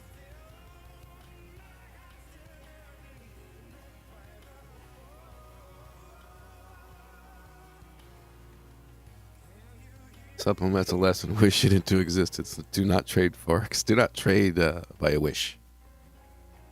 You might be skilled at choosing which timeline and reality you experience. What's the guy's name? Doctor Strange. If you got Doctor Strange abilities, then you can trade wherever you want and choose the outcome. Multiverse. I'm slightly skilled in manipulating the multiverse. I'm slightly skilled. Maybe I do it when I'm trading. Maybe I don't. Shh. Yeah, euro dollar could use some help.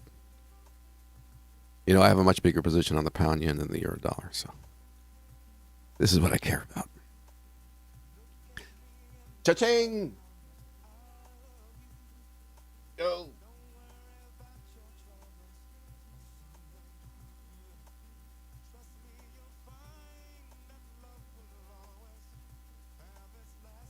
I'm up 25 pips on the pound yen.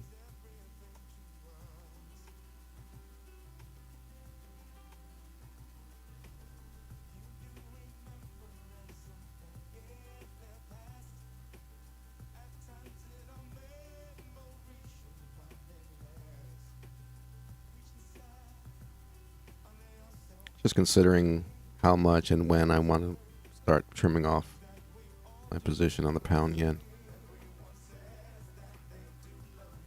It's always trying to find that middle ground between catching it when it's there, but listening to the chart, letting it run if the chart says so.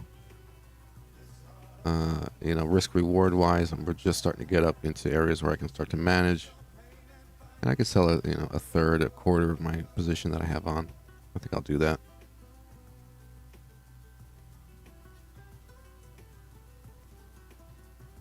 Yeah, I closed a quarter of my position, one fourth of my lots so to speak. I closed on the pound yen. I did a partial close on the pound yen long. Put some money in the bank. 20 whatever pips that was. About 23 or something.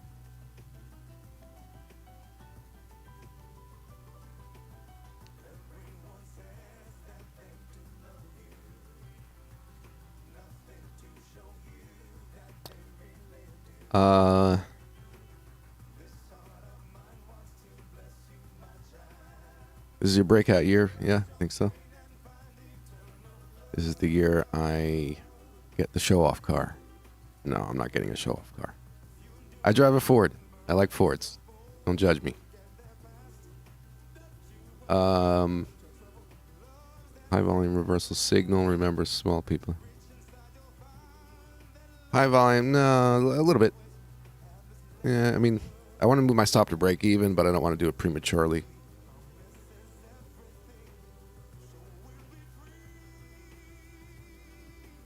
I did get my last car cash, which was awesome.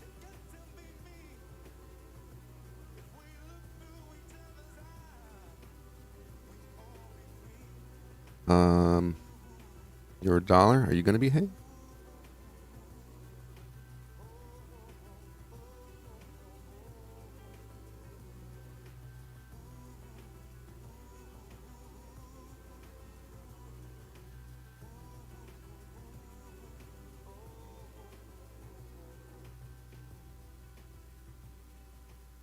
You got to have the Bugatti now, right? God, I would never do that, no matter how much money I had. It's just, I'm not that kind of person. Low key, baby. Low key. My dad used to use that term before it became cool. He goes, yeah, I'm low key. Oh, it was his friend. He had a friend who was really rich. I think it was the 80s, and he drove like an Oldsmobile. He's like, yeah, he's got a lot of money, but he's low key. Like, low key? What's that? Like 1986. He's like, that's when you have a lot of money, but you don't show it off. You buy regular cars. And be low key.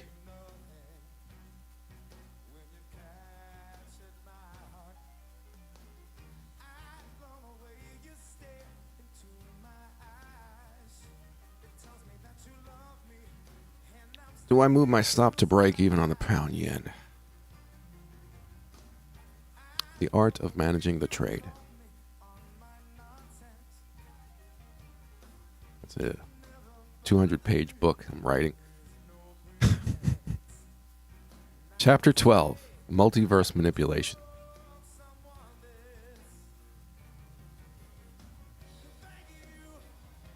All right, that's it. No more personal information.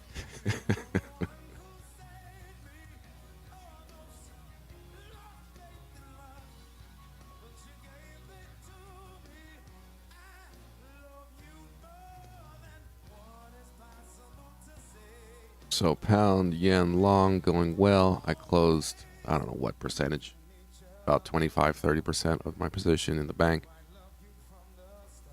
Have not moved my stop to break even because I don't want to get kicked out prematurely. And the chart is saying there's no issue.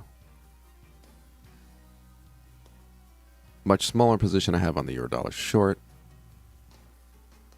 That was my second trade, and I have my risk limitations. And that's just floundering, right? Dead fish. Oh no. Because the US dollar index went dead. At least we got this, right? This is what we needed for the pound yen.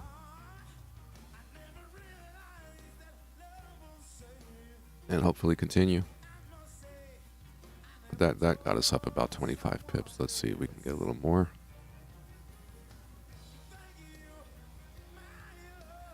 You know, it might just zigzag its way up. I don't want to move my stop to break even too soon.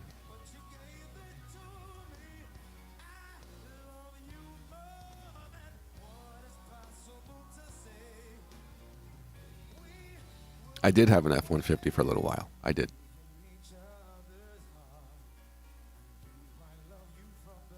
That thing was like a boat.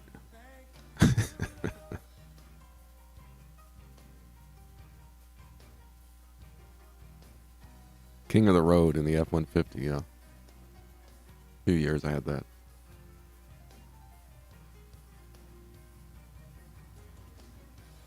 And then I went a bit smaller.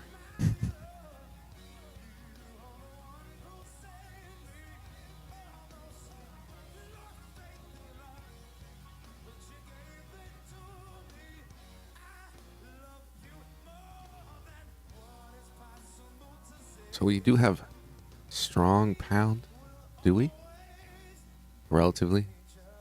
Slightly on the stronger side. Okay, good. So there's a bit of strength, immediate at the moment, a little bit of buying on the pound. So even though this guy's popping up a little bit, we're hanging on at a decent high price there. If this starts moving down, another leg down, this thing's going to shoot up now. See, we can get up to 80.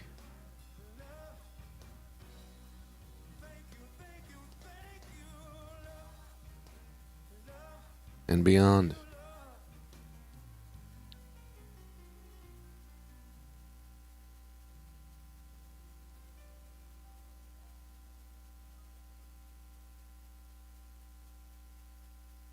What are you guys talking about? Target market? Type? I'm lost. You love your Audi S3. Nice. Fast and low key. There you go. Don't have access to American cars here in the EU.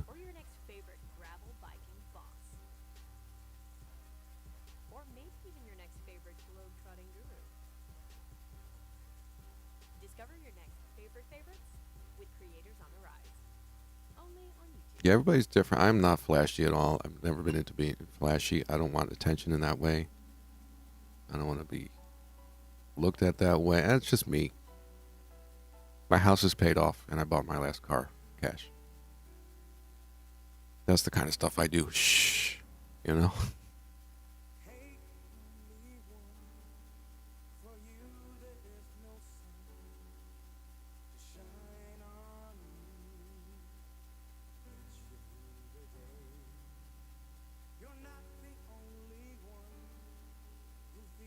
So again, today, we got into two trades pretty early on.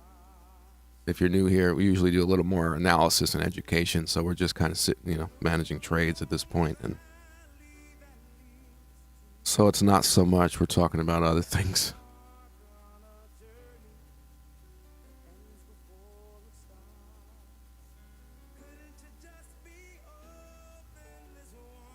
There you go. You don't like flashy cars, your chopper is all you need.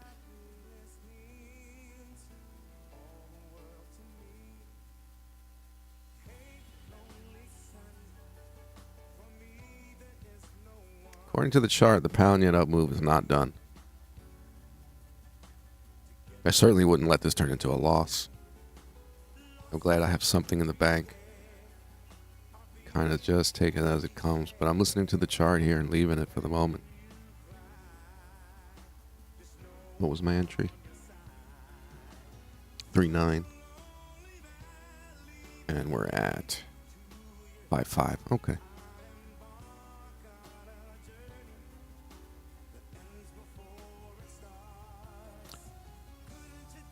It's not a bad, stop to break even is not bad here, actually.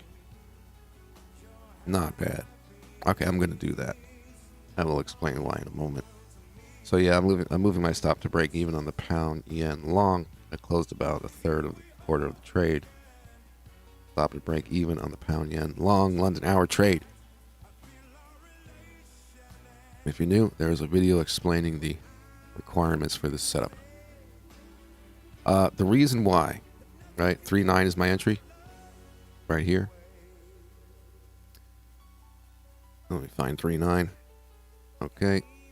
The reason why I'm not worried about I'm putting my stop in too soon, I get kicked out at break even, and then it goes without me, is because maybe I should have drawn that line higher. Is because first of all, a break test continuation will keep me in the trade. Okay, no problem. 14 EMA along with that, keep me in the trade, no problem. Right. If it comes down through this level, it's a bearish pattern. of a fake failed breakout. Now, there's no volume behind that saying it's really bearish, but it has to make a bearish pattern in order to kick me out. It has to come back into the weeds in order to hit my break even. You know, and my break even's not here, or I'm just going to get kicked out. It's got to fail the breakout and then some.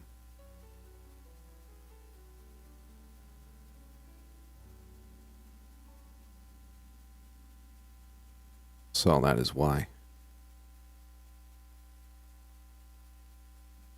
That is the bullish projection, right? The break test continuation, meet up with the 14 EMA, go for another leg.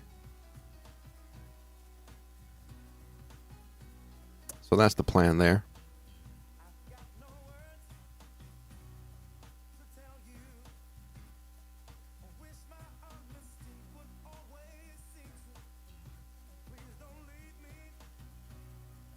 What's up with this guy? My small position on the euro dollar. Do I even like it anymore? It's just went to sleep.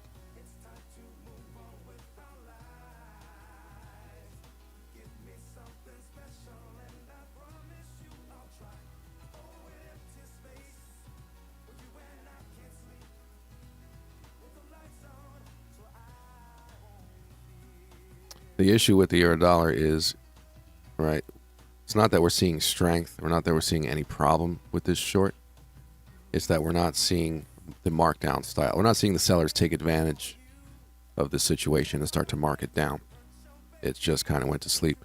We have weakness, we have lack of demand, right? But the markdown style selling to get things going, they're just not taking advantage of that. Volume is very low, and any sort of large selling orders coming in would easily push this down. So they're just not doing it, which means maybe they're holding out for higher prices, and we go up here, we do a fake break.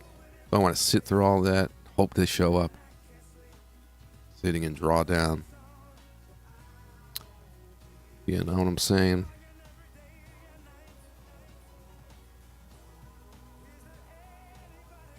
Stop loss on the euro dollar. Where did I put it? 40. Oh, I put it completely out of the way. I don't know if I want to deal with that.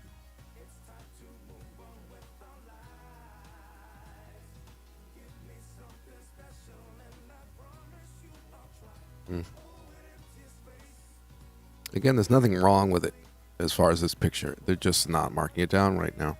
It's sellers for the taking, and they're not doing it. You see the dollar index gone sideways and flat structurally.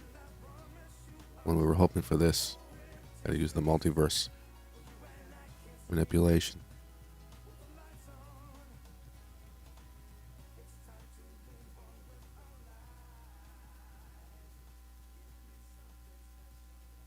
Yeah, true. We do have the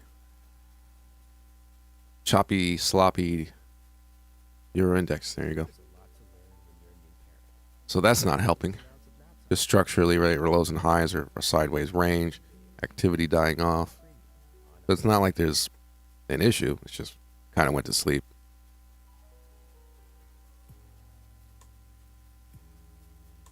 Kind of just went to sleep.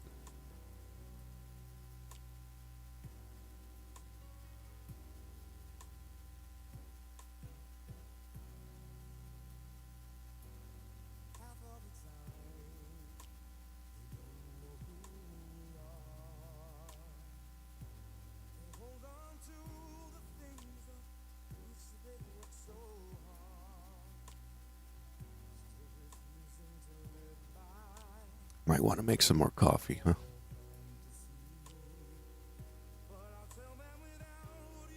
I don't want to mess with this here. I have a much smaller position on the euro dollar than I do the pound.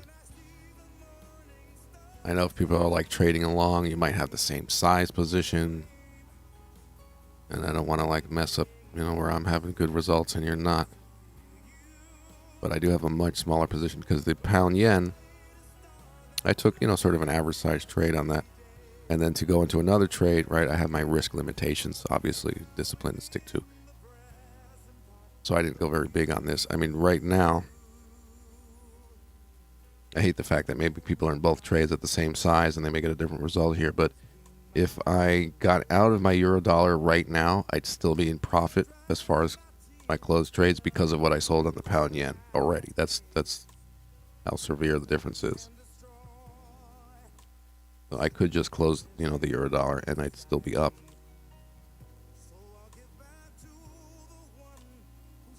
That may not be the case if you position sizes are different from mine.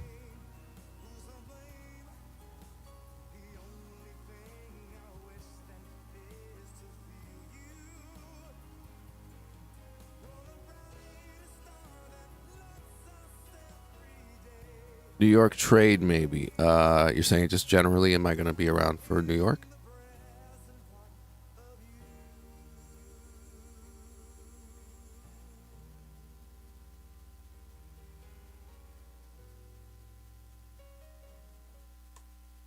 Typically because of my sleep schedule.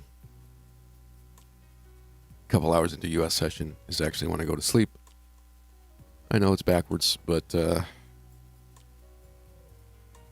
so a lot of times I'll just be in the Discord and not streaming at that time. It's usually what I do.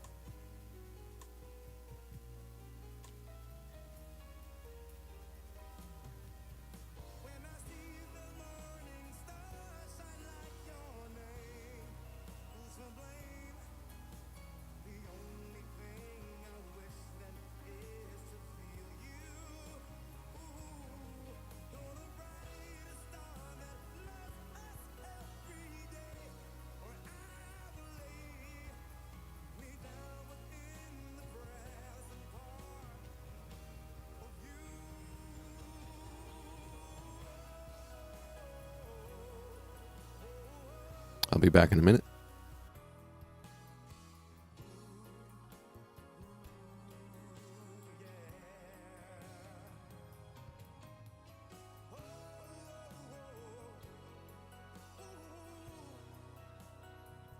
Yeah, I'm going to do the coffee. Give me a couple minutes.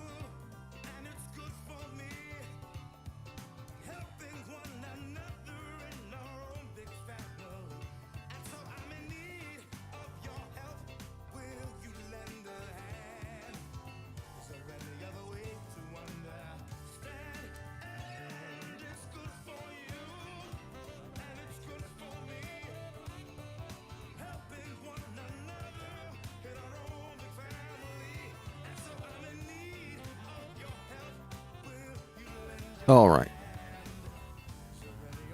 Out at break even on the rest of that position on the pound yen.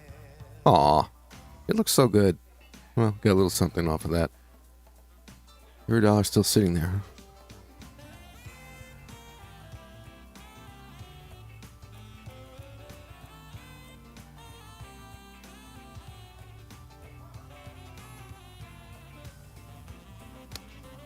Oh, looks so promising. I still got a long setup, but as far as that management of that trade, yeah, that's that. I still have to do the coffee. I'm not done. Very important. Yeah, I could always look to get back in long if I get a valid setup. But if it's pulling back, failing the breakout, who knows? If pull back further, I don't want drawdown. So I'm out of that.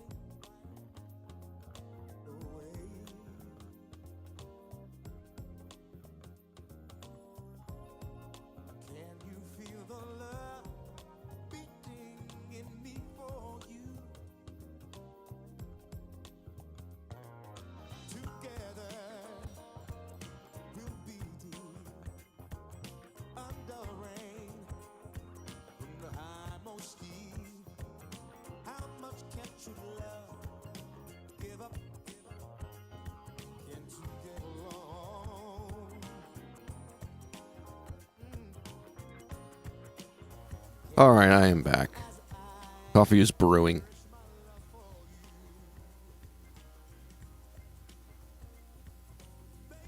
London hour trade looks so promising. It still looks fine, but I'm not sitting here as it's pulling back.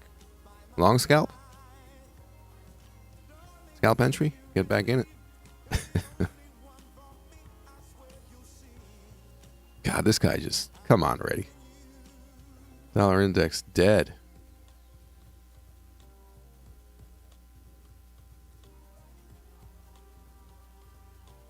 Yeah, this might just have the pound yen continue if that happens.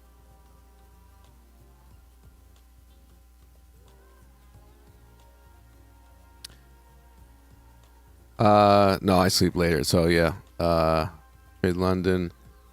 I don't start until the first hour of London open. I skip because it's a little chaotic, and I like to work off of once that chaos gets organized. And a couple hours into New York session to see if I can get something at that time up until that point. So in New York, it's like 10, 11 a.m. is when I go to sleep. I wake up about 6 p.m. and then I can have a regular evening at home. Do the dad thing. And once everybody's asleep,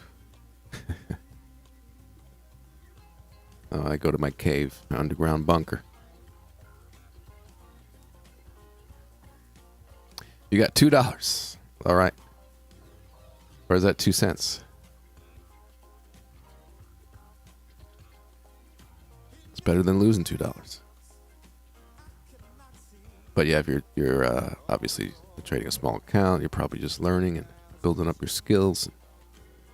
Maybe trying to build a small account. Sometimes that is good when you're learning because you don't have the money pressure, fear thing going on. You just enjoy it.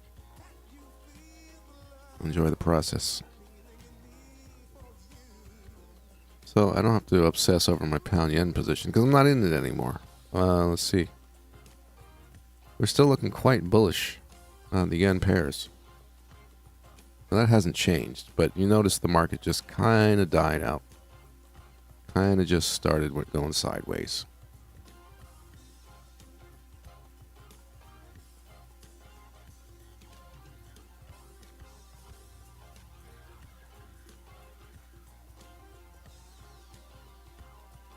And here,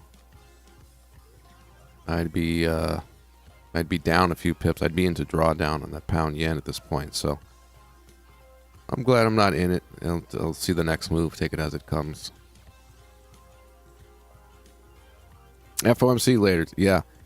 Where are we? Yeah. Got that late day wildness. Yeah. And I think you said that because I said it got slow and went to sleep.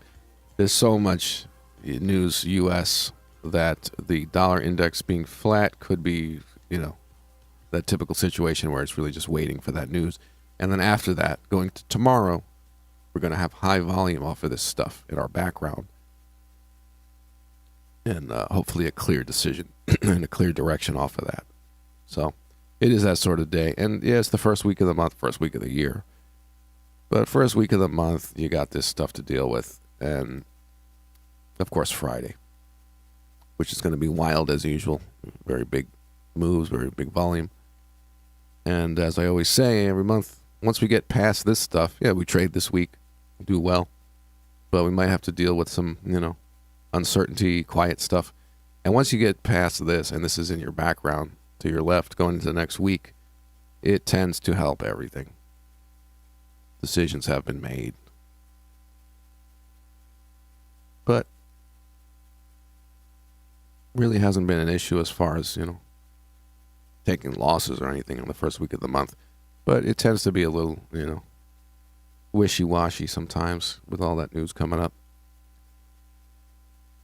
If I had to pick a least favorite week, it would be the first week of the month. I think a lot of traders would say that. I mean, traders that trade on Friday usually don't trade Fridays sometimes. But, even traders that trade Fridays regularly are going to take, that first Friday of the month off. Kind of to make my point about how extreme that can get. But I think a lot of you guys know that.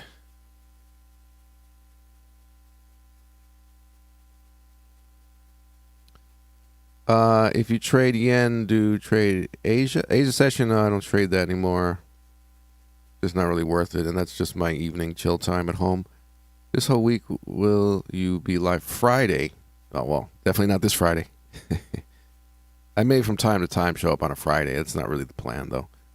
But certainly not a non-farm Friday. I'm not going to have everybody staring at the charts and getting all into what could end up being crap nonsense and then wild news move and then maybe a trade after, maybe not. It's Friday. It's over. That's not really worth the time, in my opinion. But if you're someone who is cautiously looking to trade this Friday, first Friday of the month, first Fridays of the month, that's fine. As long as you're not messing with getting into a trade leading into news. You're not, you're cautious in the way you should be logically there.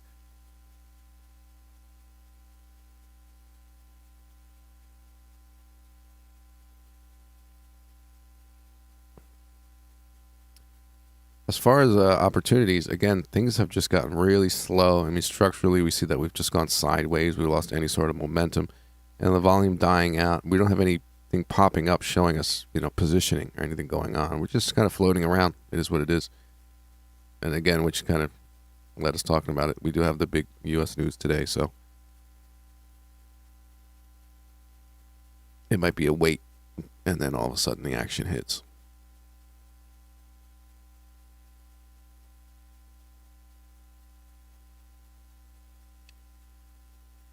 Right, Wix. Right.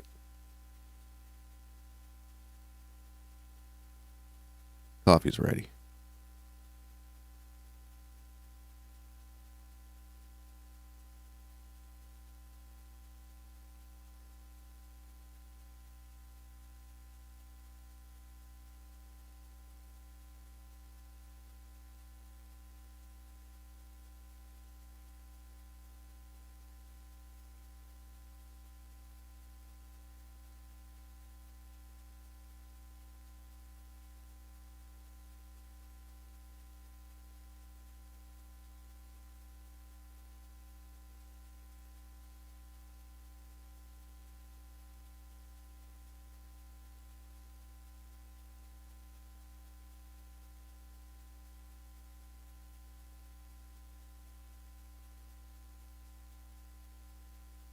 Yeah, we kind of started off with a bang and then went to sleep.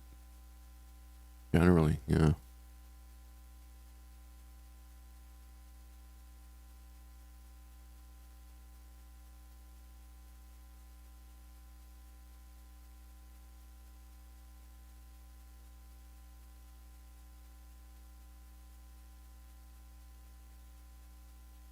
Yeah, in this condition, yeah. I mean, if anything, it's the getting back in the pound yen. But generally, in this condition, right now, with the way things have just gone to sleep, I don't see anything, brewing as far as a setup. Now, you can have something suddenly pop up where, we do that and we have high volume weakness and expect it to come down off of that and look to short. But so far, it's just sitting there.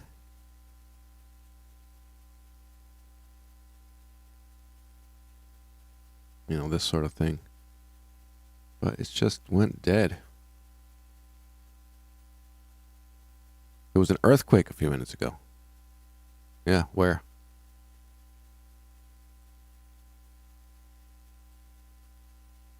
Where you are at Wixie? You just experienced an earthquake?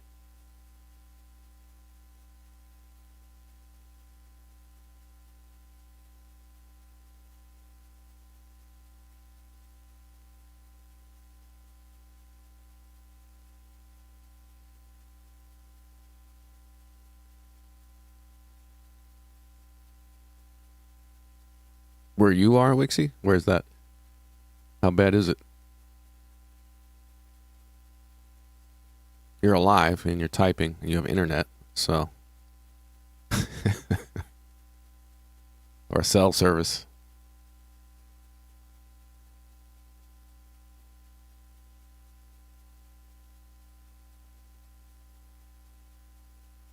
I assume you're talking about where you are, because there's earthquakes every day all around the world. So I assume you're saying you just experienced an earthquake. Well, when you get a chance, tell us.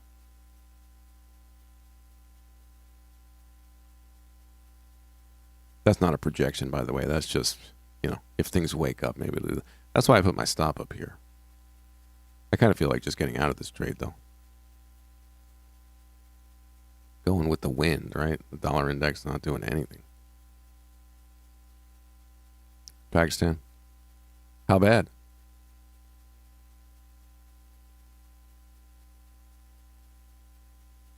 Like you just kind of swayed a little bit, or things really shook? I've experienced one earthquake in my life. I doubt, I have my doubts that it even was an earthquake. But that's conspiracy stuff. I mean, how often are there earthquakes in New York? There were no aftershocks. Could have been like an underground explosion or something. I remember I was sitting at my computer and I saw the monitor just start to sway a little bit. Why is my monitor swaying? The whole place is swaying. It was like a rocking. It wasn't anything crazy. If any of you guys were in the Northeast, this was probably around 2012. I think it was in August. I know it was in August. It was just like you're in a rocking chair is what it felt like. That was it. 4.1. Okay. 4.3. Jeez. I mean, if you get into the 5-6 area, yeah, you got real problems. So at least it wasn't that.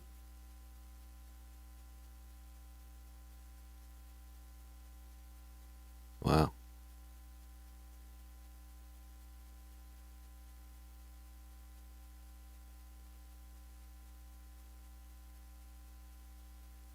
Horrible shit. Watch out for aftershocks. Go wherever you need to go, you know. You don't want anything falling on your head, you know what I'm saying? What do they say? Go in a doorway? I don't know. Do whatever you're supposed to do in an earthquake, Wixie. Because you may get more.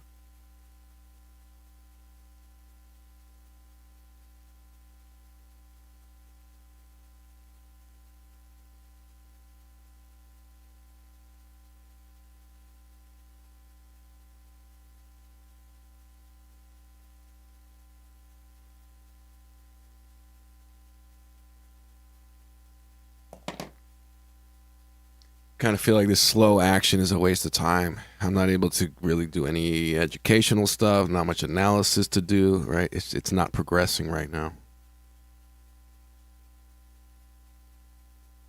We're not progressing. Volume is so low. It's over. Yeah, just watch for the after. All the people they ran out of their houses. Yeah, jeez, you don't want a house falling on you.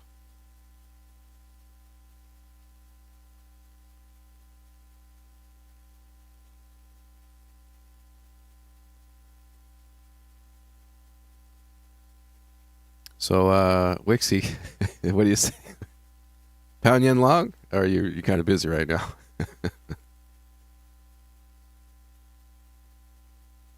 I'm glad you're all right.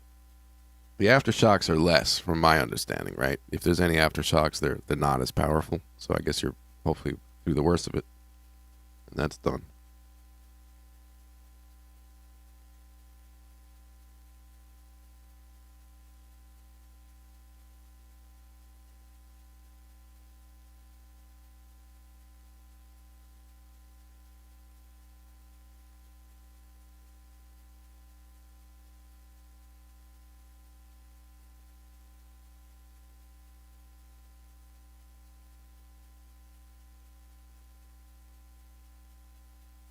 I'm looking at the pound yen possible scalp entry to get back in long.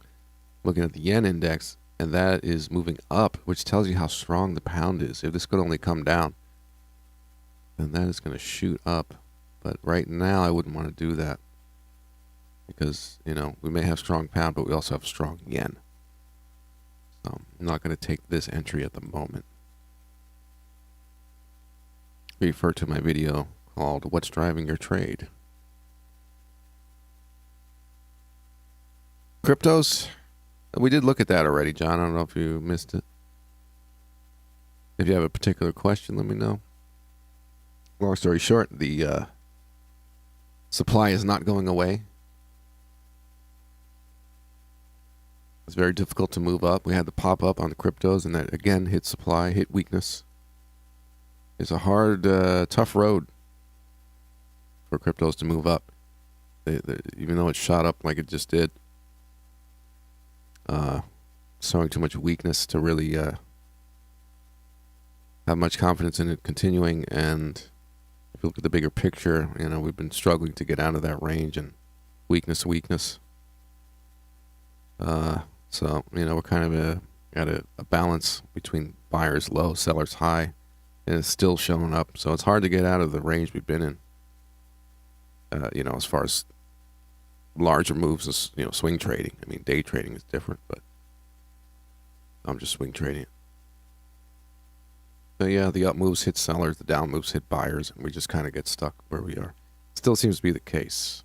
We can finally move up and not see weakness. I mean, we can get into a proper uptrend.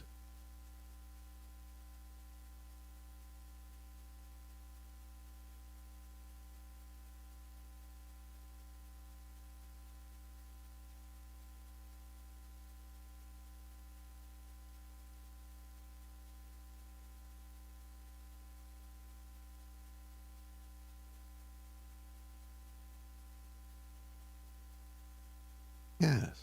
Don't ask me that.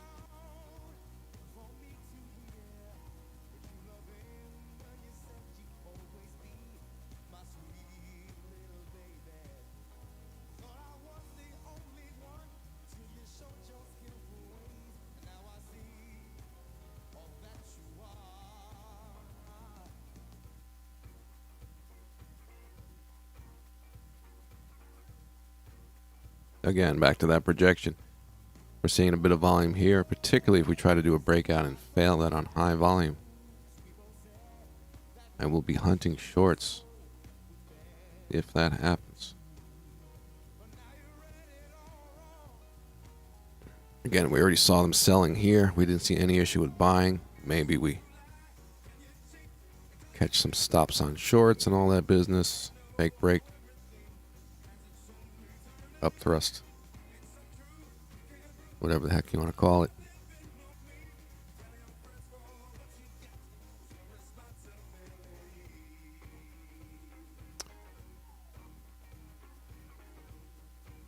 Yeah, I'm not trading cryptos now at the moment as far as day trading. They say the housing market's going to crash. Yeah, the interest rates go up, but the demand goes down. How do we analyze the housing market? I am not an expert on that.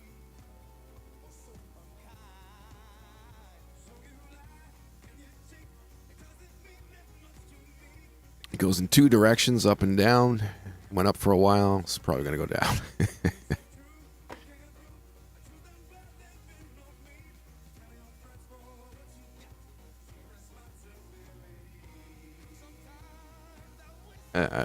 Again, I'm no expert on that, but I think the general take is that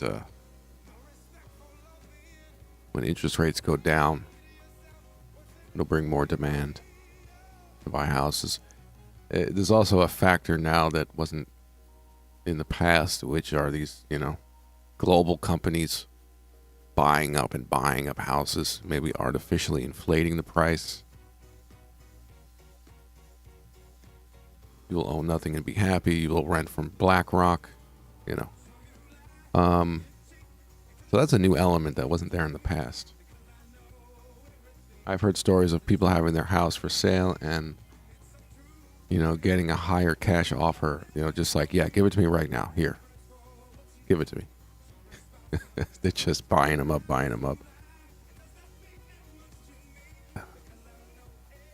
Great reset. You'll own nothing, be happy. Shut up and eat bugs.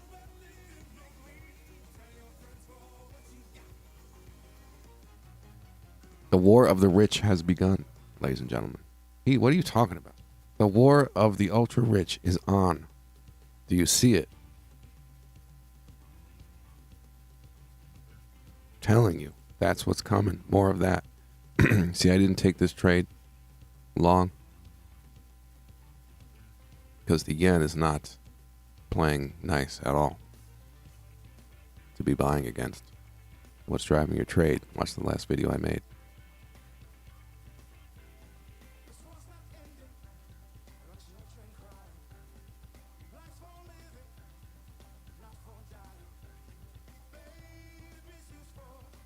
Why?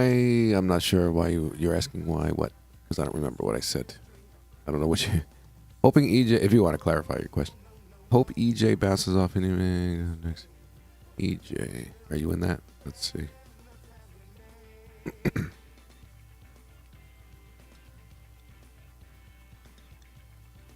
Yeah, it looks bullish. I mean, generally, the yen pairs do look bullish, but there's just no type of marking up activity going on.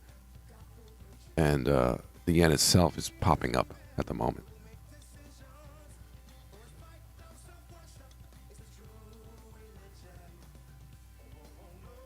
But yeah, exactly. The right direction, so to speak, is the other way. So yeah. Triangle on the pound dollar. Ugh, that's the worst pattern. That's the worst thing to get. Triangle here?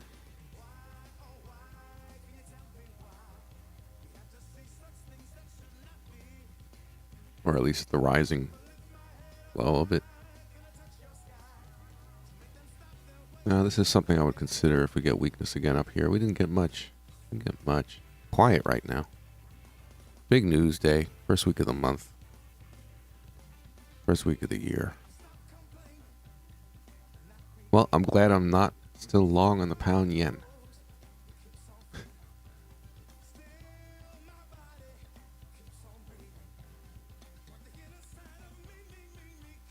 I might be down about 13 pips or something. As good as the chart looked, I didn't want to let it go into drawdown. I closed a portion in profit, so be it. I listened to the chart. In most cases, when you have the breakout on this type of volume, you're going to continue, probability-wise. So that's why I didn't close more of it. So I listened to the chart, but also, didn't let it become a loss. Kept it as a small win, so be it.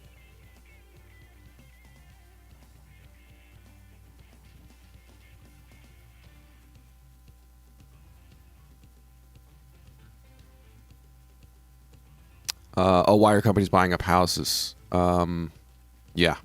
This is the answer. People always need shelter, limitless value, long-term for investment. Yep.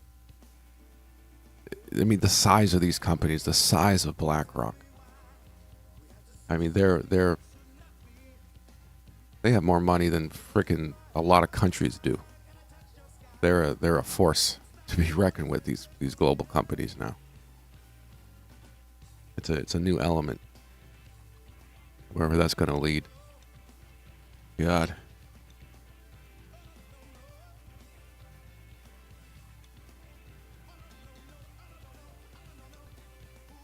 He's bearish on EU. Well, generally the background is certainly bearish. It's just that the market has gone quiet and sideways. But we do have our bearish situation. I'm still holding on to my tiny short position. Yeah. If I saw any major issue, I'd get out. Nothing's changed. It's just, quiet, Who knows when it wants to wake up, but the bearishness has not gone away.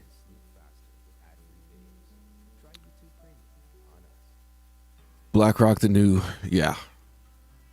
part of it, yeah. It's basically a gang, this damn gang.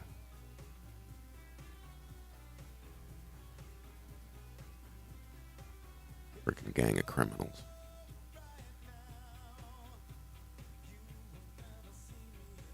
No allegiance to any particular country. Globalists. Don't get me started.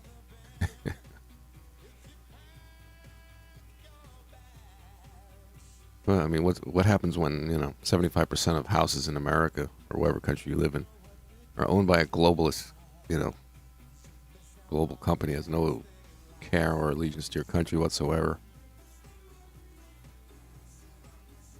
Whatever that leads to, I don't know, doesn't sound good. Game over, basically. They got more money than most governments do, these companies, Money's power.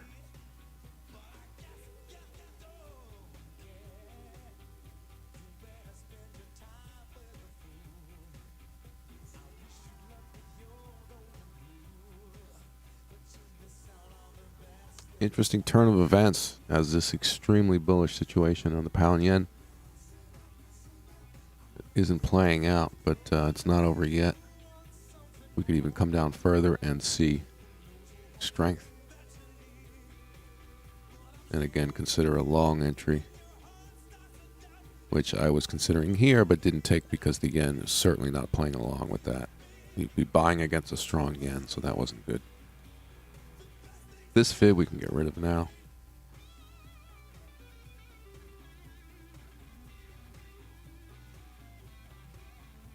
And something to look for later on.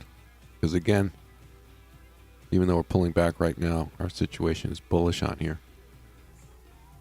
And that might be something to look for if we get strength on that retracement. Certainly no reason to sell whatsoever.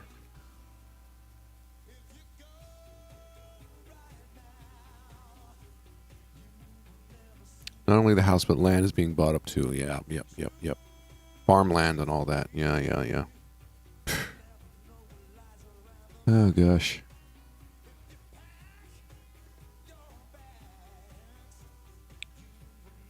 Imagine wars break out and you can just easily decide the winner. You're not a country, but the two countries go to war. You want one to win and one to lose because it's in your financial interest for that to happen. And you own all the farmland in both countries, or most of it. You just stop producing for 6 months. Now try to fight your war with no food. Ugh. You know? Not good. Not good.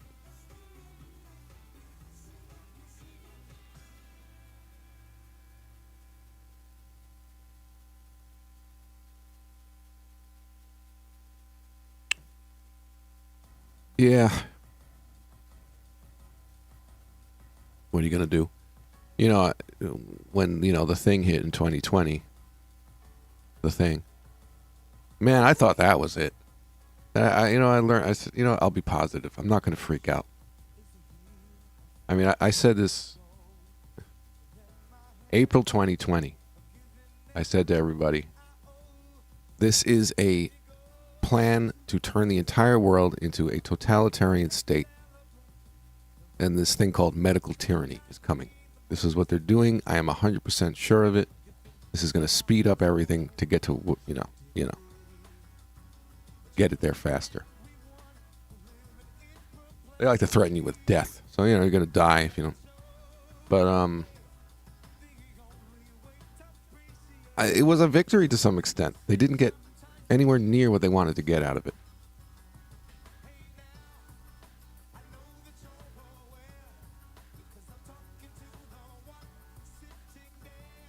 All right, I'll be positive.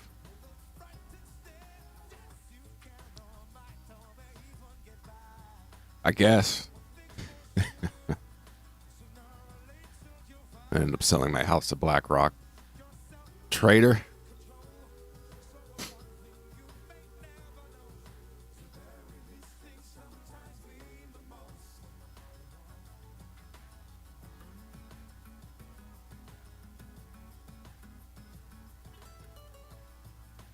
You're a dollar trade? Yeah, I'm still in it.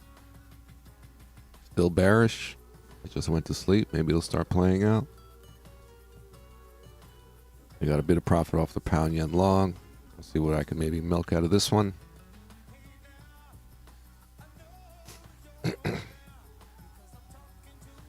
What was my entry? Let me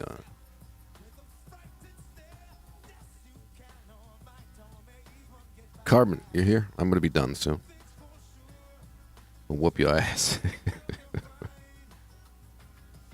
Okay, I'm down one pip on the euro dollar sell.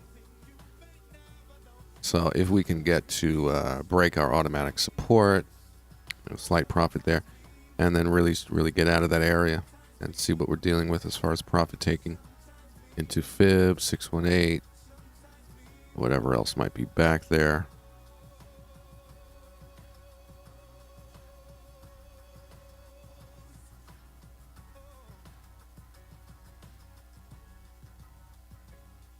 Pretty high probability it's going to get to this with no issue. If you don't see large buying there, you'll likely get to 618. Now you're getting into good profit-taking territory. That's a lot of weakness in the background, so it really could play out to who knows where. Matter of managing the trade.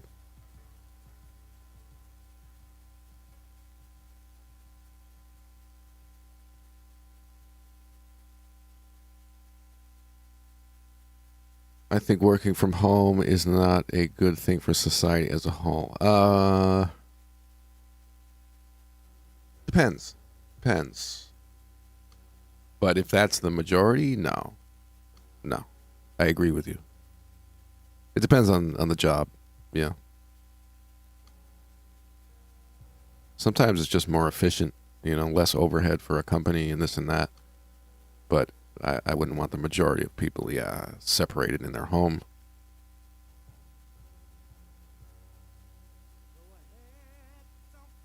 There's definitely something you lose by doing that, by not being together in person in some cases, yeah. I've done even like recording sessions online. It's so not the same. Even if I'm the one playing and the other people are just online listening and this or that, or it's just like there's no give and take. It's not the same. Certain things just don't work well like that. I went short. Also, EU up 5 pips by FOMC today, so rage is expected. Yeah, it's a who knows. It's a you get what you get kind of day. Second regular trading day of the year, first week of the month. But I'm trusting the chart here. I don't have a big position, like I said.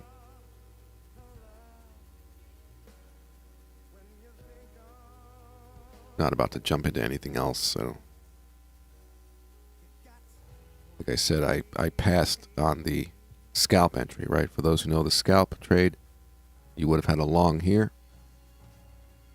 And I did not take it because the yen was way too strong to be buying against. If you look at the pound dollar, oh, that did the same thing. Yeah, they're both moving up. You have the up move on the yen and the US dollar in the last 20 minutes. And that's not something you want to be buying against.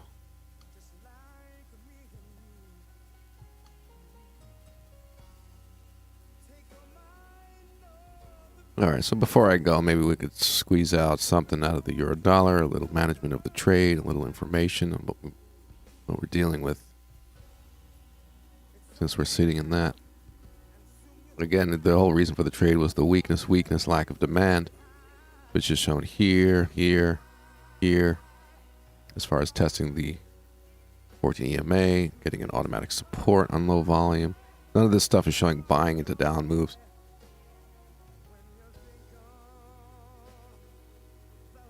And of course, this is very similar to yesterday's trade. Remember the 14 EMA low volume on the pound long, so it's similar in reverse. And then it just kind of went to sleep, but nothing went bad on the trade. There's no bad information, so hanging on to it.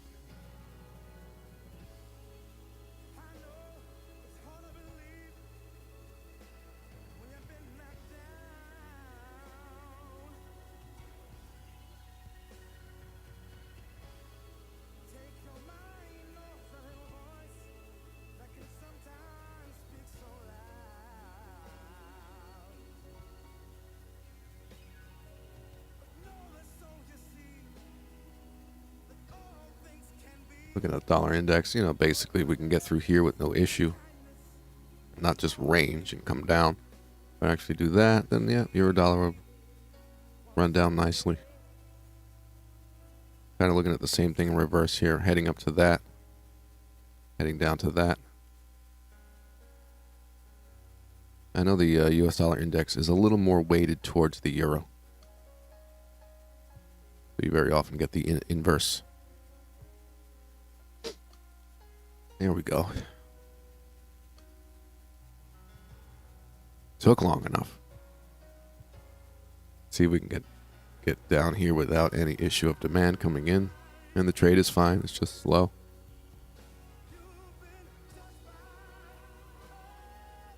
But that's the thing, right? When you're in a trade, is it doesn't have to go fast in your favor. It just has to not tell you anything bad.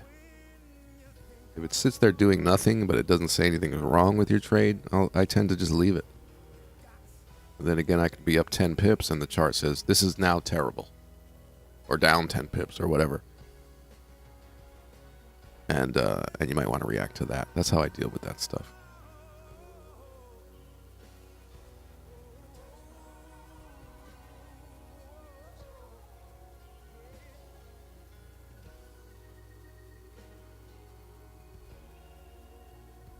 Mr. All Bets Are Off. When it's going to start moving down, and based on the volume we get and reaction, we'll see it. Yeah, exactly.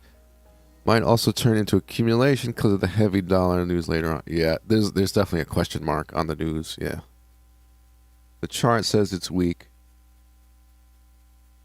but big news can certainly turn things around.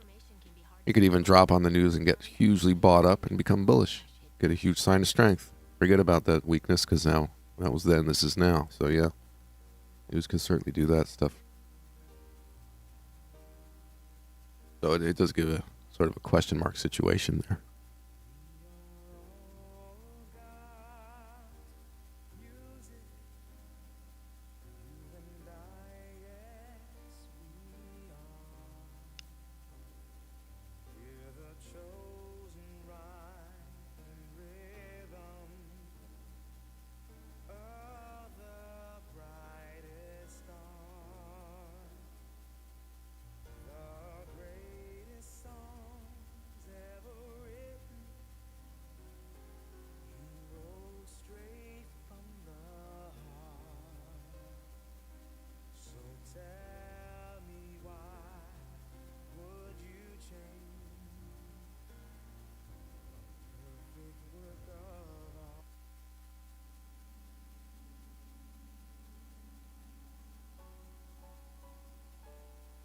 playing an album that I recorded in 2005. Oh, at least I won't get a copyright claim.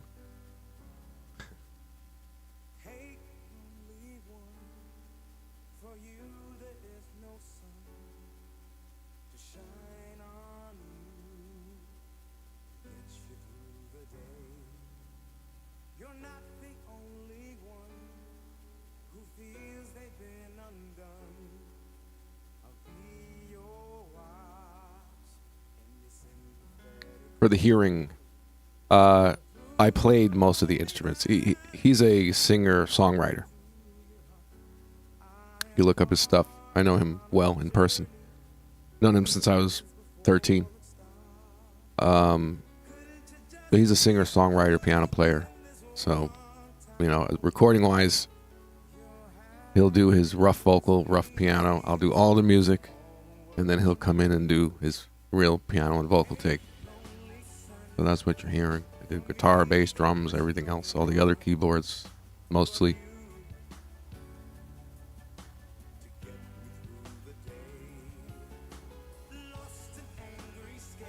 That was a cool deal back then because he had a publishing deal and we had a budget, a recording budget. And I got paid decently well to record these songs and just take my time on them. Like, cool. Had nothing else to do for the next 6 months, you know? Yeah, it was before I was trading. Well, I dabbled in it, but I wasn't making any money. Yeah, I was able to buy furniture. It was a nice deal we got. Got some furniture for my apartment. Am I a professional musician? Yes, that is the other thing that I do. I'm bad at a lot of things. I'm good at a few things. I'm at my music studio now, yeah. I'm trying to seal the deal on doing some work for, if you guys want to look it up, HSCC on YouTube. The greatest cover band in the world, HSCC. They're in Australia.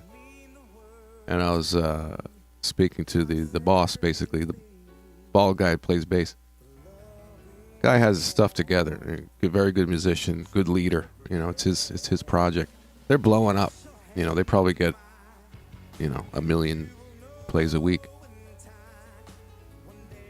So I've been talking to him and just trying to figure out, what's a pain in the ass?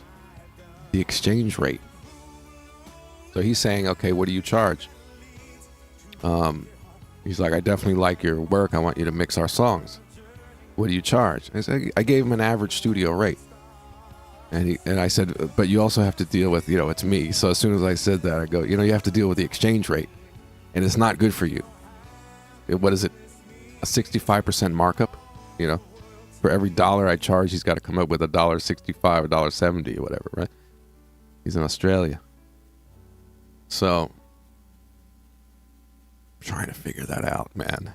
Sucks. But I really want to do it, Yeah. Hindley Street Country Club Band, yeah. So the bass player is it's his thing. He runs everything. Oh, you listen to them all the time? Yeah. Okay, cool. I mixed Hey 19, the Steely Dan cover they did. And he's like, yeah, I really like your stuff. I'd like you to do it. Problem is the exchange rate. And so your rates plus the bad exchange rate that doesn't favor him at all. It's like, it's a little out of budget. I really want to do this though. So let's figure this out, Yeah, bald muscle guy. Yeah. Constantine. Yeah. Based. Cool guy.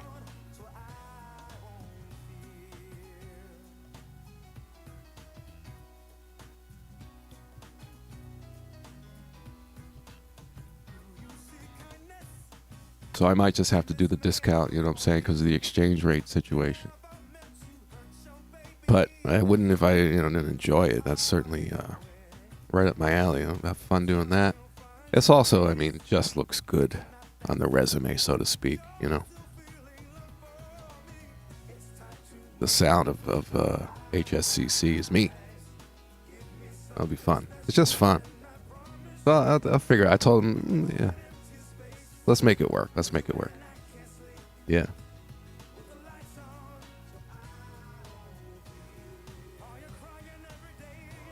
Best cover band I've ever seen, in my opinion. Those guys. It's not always the same group, but the group of musicians they have, HSCC guys, look it up. Especially if you like 80s songs, you know, if you're in your 40s, you're gonna love it. They are the best. Damn, they're good.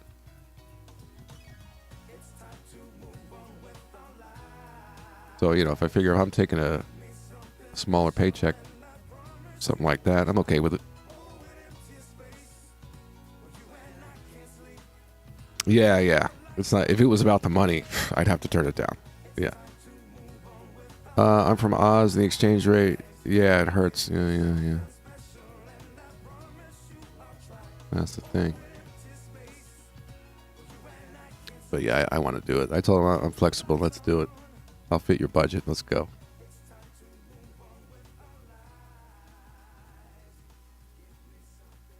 No issue here on the down move on the euro dollar, right? As far as strength, it's a slow market, a slow trade, slow situation. But as I say, if there's nothing going wrong, I'm not doing anything. Things can just take time. If I see suddenly high volume strength, yeah, maybe I'll just close it or whatever. You figured he was the boss? He's the one that ever saw. Yeah, he's the man. He's the man. G looks interesting. Yeah, I guess we're getting a little US dollar up move here. See if it can actually get out of the range. It would get a little nice profit on the euro dollar short there, yeah. Give me 1 second, be right back.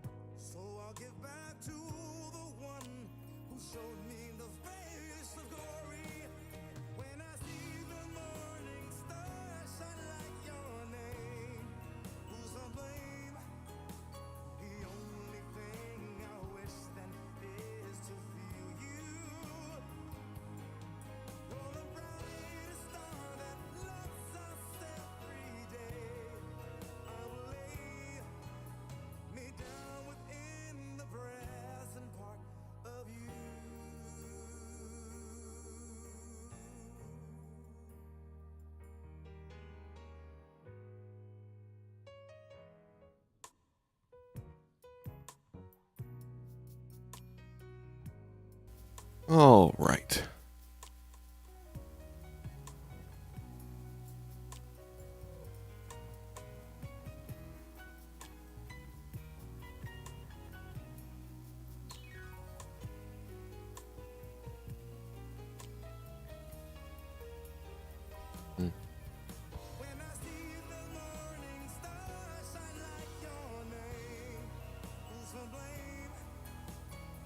Can we get out of this range and get some decent profit on the euro dollar shorts? We don't want buyers here. No whammies. Yeah, no issue with any large buying. Okay. No large anything. Except selling in the background.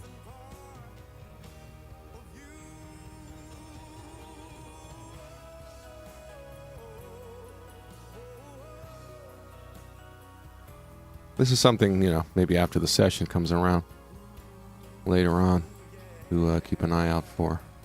Potential long entry there.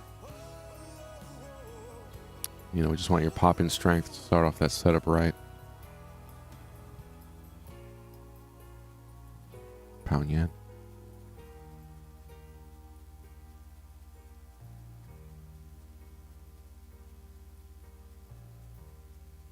So it was the weakness. This was a 618 overshoot. So if you know my off the higher time frame analysis stuff that we look for, so that's textbook. No demand. Come back to the area. There's still no demand. No one's buying through here. There's likely a bunch of selling that would come in here if it got there, but look, you know, this lack of demand to even get it there, and that typically has the sellers take over and start marking down off the imbalance. So far, we're sticking to that. We're okay.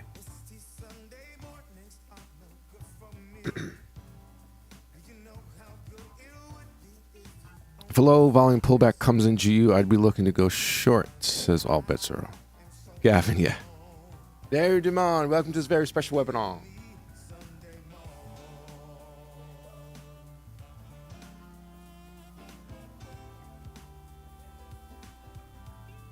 GU pullback.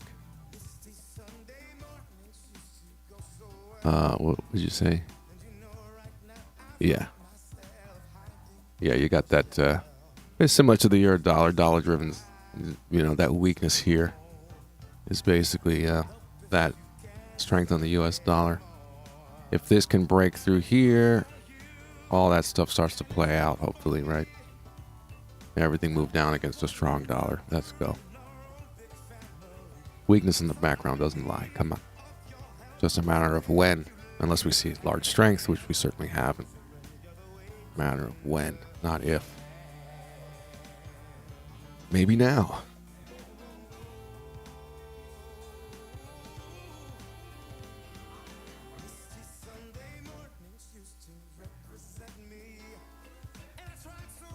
I'm up 5 pips on the euro dollar short. Let's go. Let's get something here. We get into the fib area. We get another read on demand and what's going on. Also, we get to find out about demand and demand.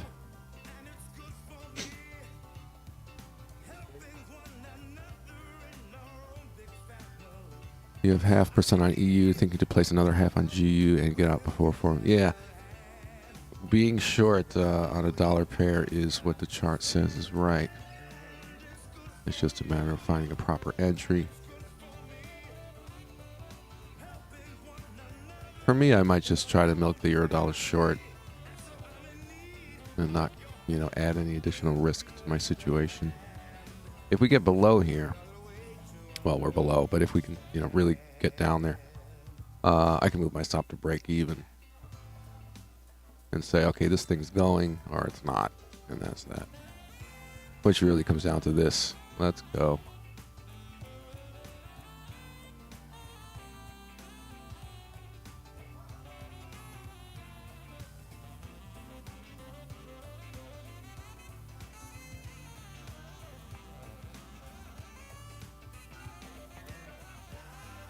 Ladies and gentlemen, welcome to the very special webinar.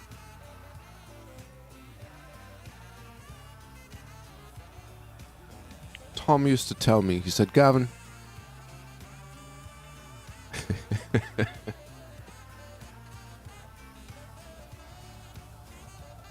that's no demand.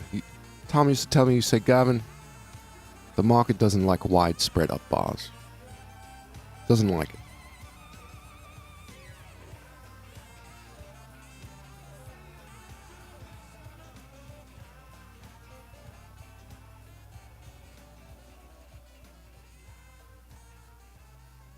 And then you got Tom Williams. Basically,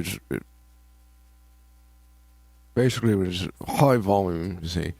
It's price is up. It's professional selling, you see. Right, Tom.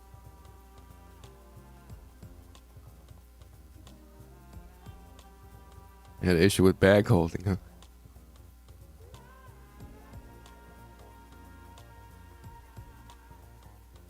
What's bag holding? What, you got into a... I don't even know what that is. There's too many terms. Bag holding. Yeah, I don't go that way. I don't even know what bag holding really means. What, you're in a bad...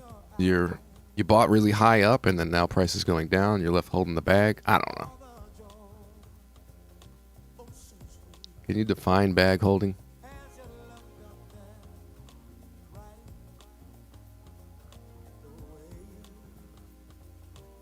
You're looking it up.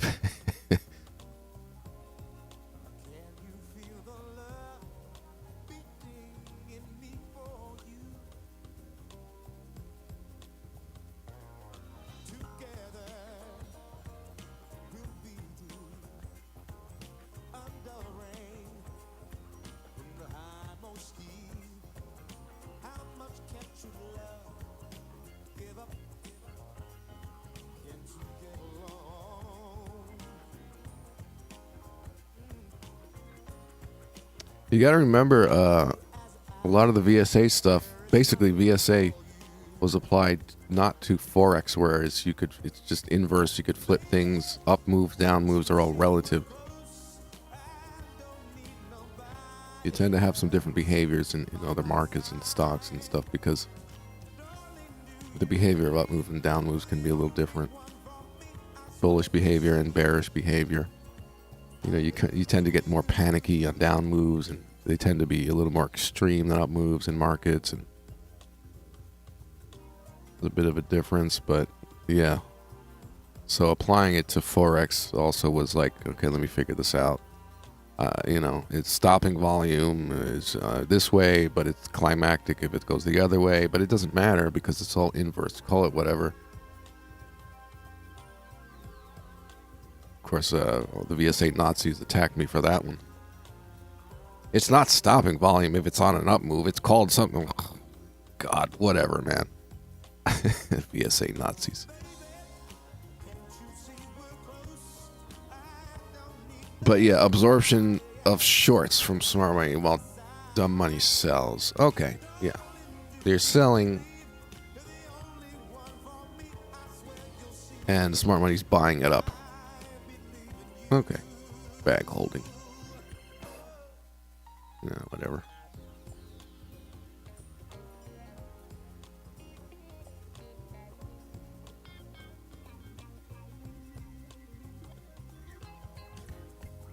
This guy can get through, we get some action on the dollar pairs. If it fails and comes down, we're just going to be sitting here.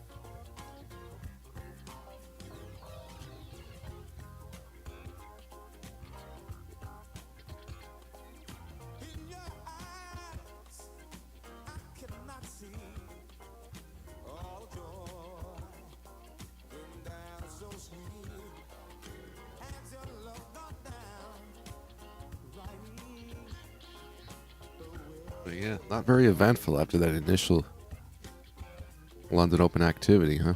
That kind of day. To be up a small profit from this, I have no regrets because that's how I do things. I don't look back and go, I shoulda. I handled this perfectly, in my own opinion of myself, by closing some, but listening to the chart and not letting it become a loss and getting out. All right, bit of profit.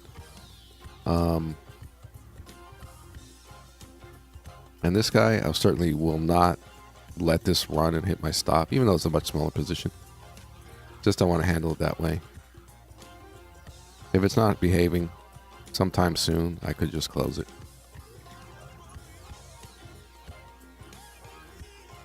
Especially here if it's trying to break out. I'm not sitting through a whole other up move here and draw down. Nah.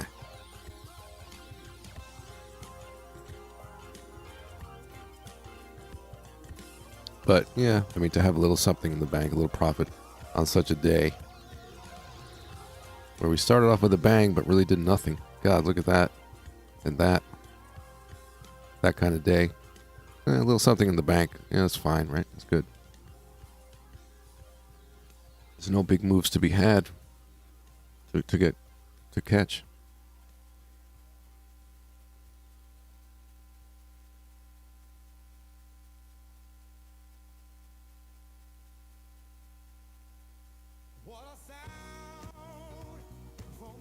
Stocks, yeah, I just swing trade.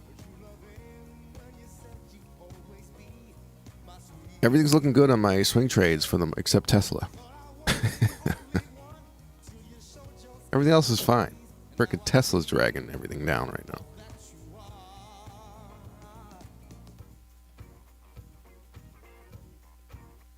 But whatever. It's long-term stuff. That's all right. When the economy turns good, whether it's this year or in 4 years or whatever, what do they say? Rising tide raises all boats. What's the saying? You know what I'm saying. Tesla will work out one day. Fuck. Talk about Elon. No. Don't buy the stock. It's very bad. It shouldn't be in Tesla trades right now. Way overvalued.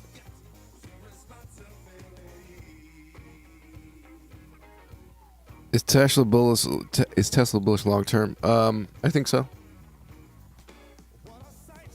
Because the electric car thing, it's still basically a new industry, and they're ahead of the game, and eventually, could be in 10 years, the electric thing is going to work and make more sense.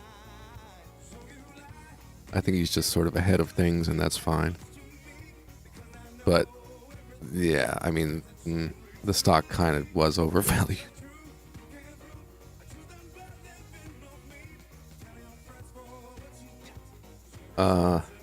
When the Florida government becomes president, DeSantis, yeah.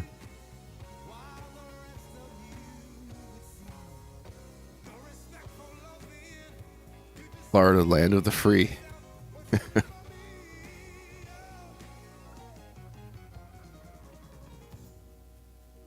Florida was where, during the lockdowns, all the politicians went to take their stupid mask off. Elon's focusing more on SpaceX now, I guess. Yeah, I guess he's doing both, There are improvements to be made, and I think it's not a company that's going to fall behind as far as, ingenuity and technology. It'll come together. Probably. But, I'm very diversified, so it's really okay.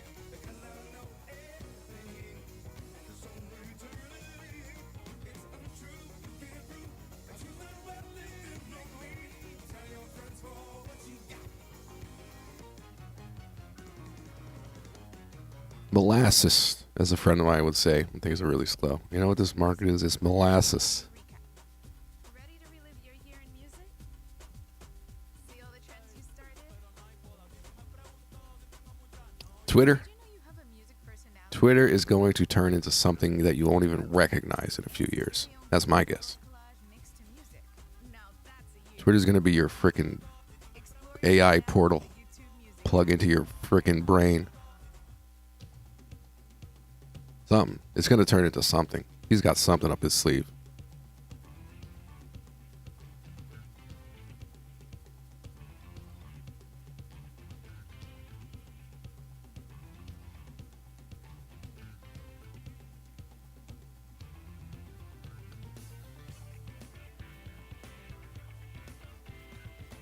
Tweet your thoughts. You don't have to type anything.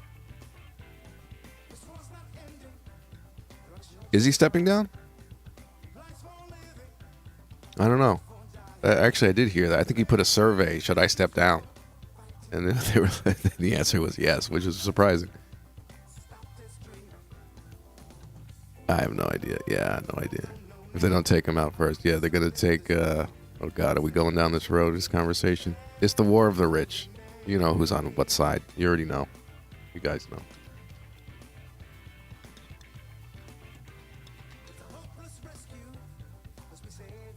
They put the guy in jail a couple days ago. You know who I'm talking about. It's on. War of the Rich 2023. Watch it. Trying to stop the Great Reset. and everything freaking else they're trying to do. Control of information. It's a real war. It has begun.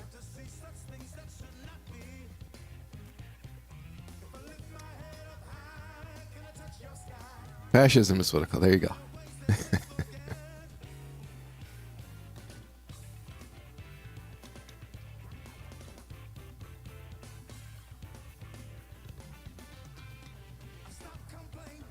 Gosh, this market is molasses. It's not dead fish because we actually are doing the pattern. It's just taking so long. You know, this was the first try. It's almost 3 hours later. We're back trying again. Finally. There's no issue with demand, right? Under normal circumstances, all right, let's go. We're going to drop. Look at this. Make up your mind. Do something, right?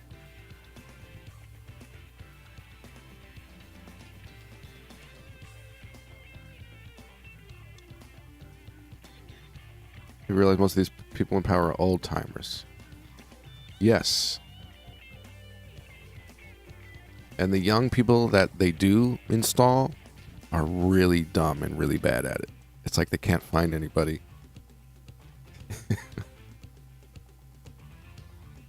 Fetterman? All right. So stupid.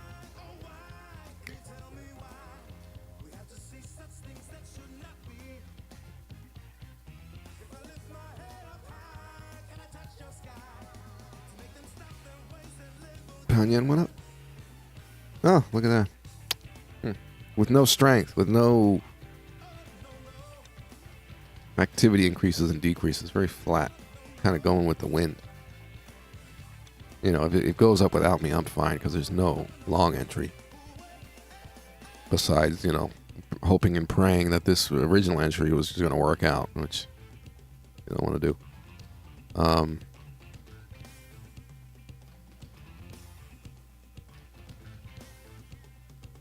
Yeah, not something I could get in either way.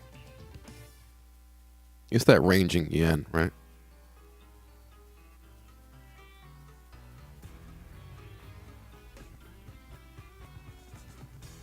Gosh, molasses trade. Let's go. If I draw the line like that, maybe that'll help, right, guys?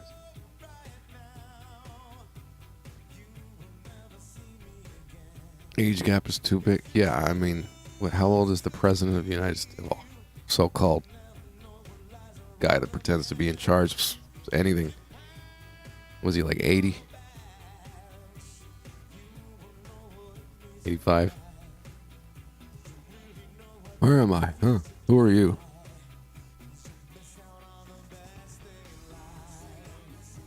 Draw the line.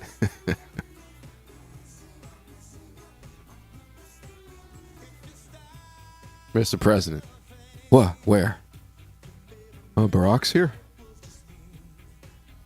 Who are you? Where am I? How did I get here? Where's my record player? Nukes on the block are playing Fortnite and Roblox. Nuke. Reverse scalp on GU. Wixie? Oh gosh, Wixie's on it. Wixie don't play.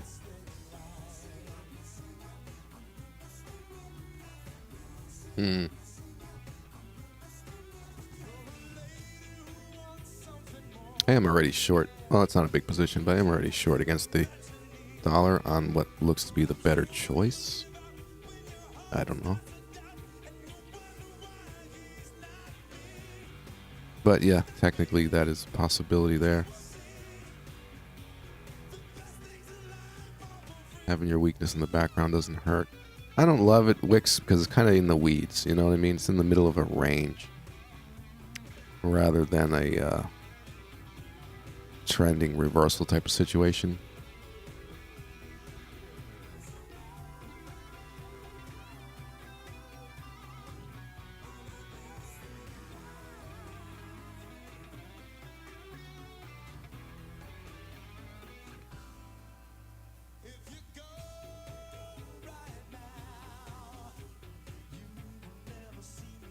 You're right to 618 overshoot. Yeah.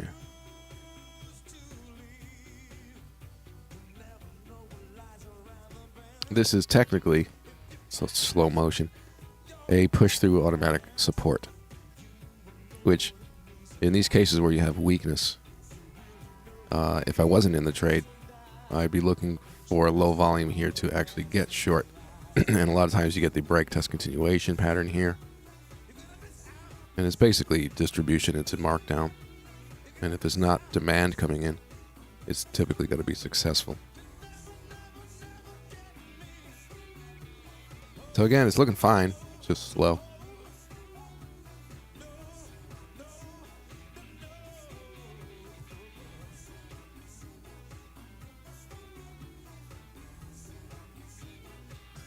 Bit of activity finally came in, a little something. Exactly see the reaction. With Music Premium, you can download songs offline and body yaddy yaddy anytime yaddy yaddy. Close my entry again. 11 and change. So my break even would be here.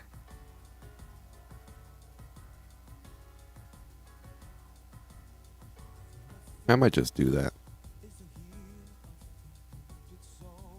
Because if my break even gets hit, it's failing the markdown. It's also got to break 14 EMA again and come back into the weeds. Same as the getting out of the pound yen. And that was a smart move because then it just continued off of some bearishness pattern-wise. So again, if we come up here through here, yeah, who knows? All that drawdown and crap. So maybe I'll do that.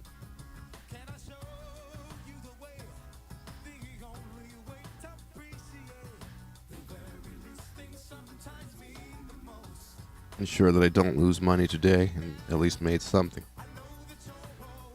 Or make something decent if this thing does drop. So yeah, my stop is at break even on the euro dollar short.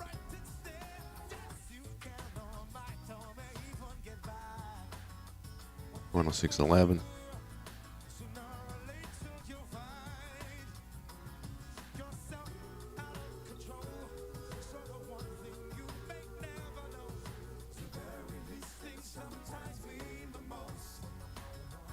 Yo, Carbon, you here? Hey, Carb.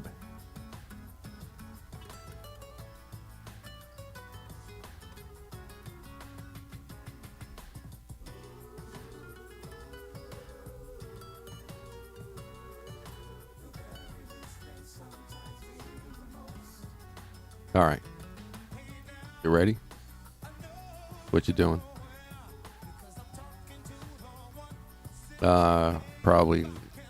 Probably not much longer. Yeah. Yeah, we did 3 hours. If this thing pops up, yeah, I'm waiting for the market to pick up. I'm not about to jump in any trade right now. We'll see what happens with the U.S. news and all that. We're just getting warmed up. First week of the month, first week of the year. Market starts off with a bang today and goes to sleep. If I get a bit of profit, I am happy. Can't make something out of nothing.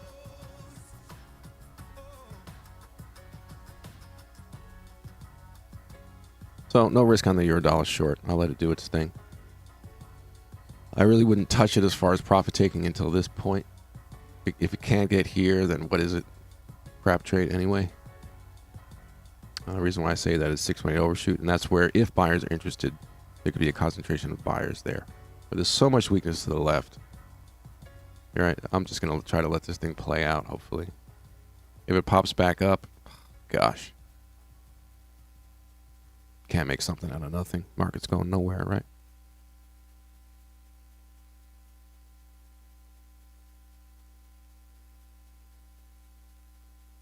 All right, Carb, let's go. You gotta let your dog out. So Carbon's dog. Can I? What is it? The car has a bladder problem. So this dog has to be walked every 2 hours, 24/7, right? Isn't that basically? Oh, what a pain in the ass.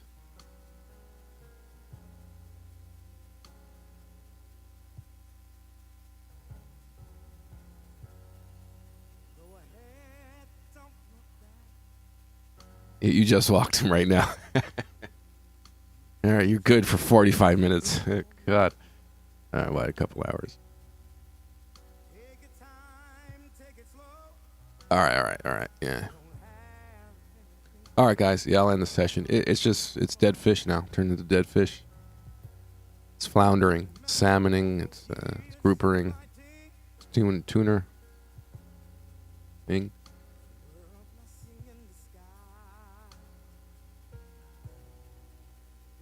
We'll see, maybe things pick up and I'll pop in the Discord, but yeah, there's nothing to do here.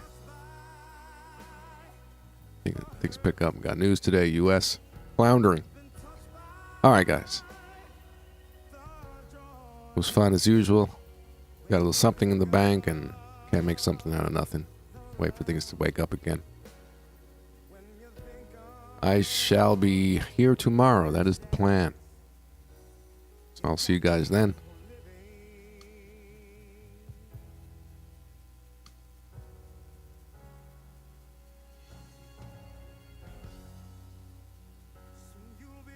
Oh, stop. All right, guys. Have a good one. See you soon.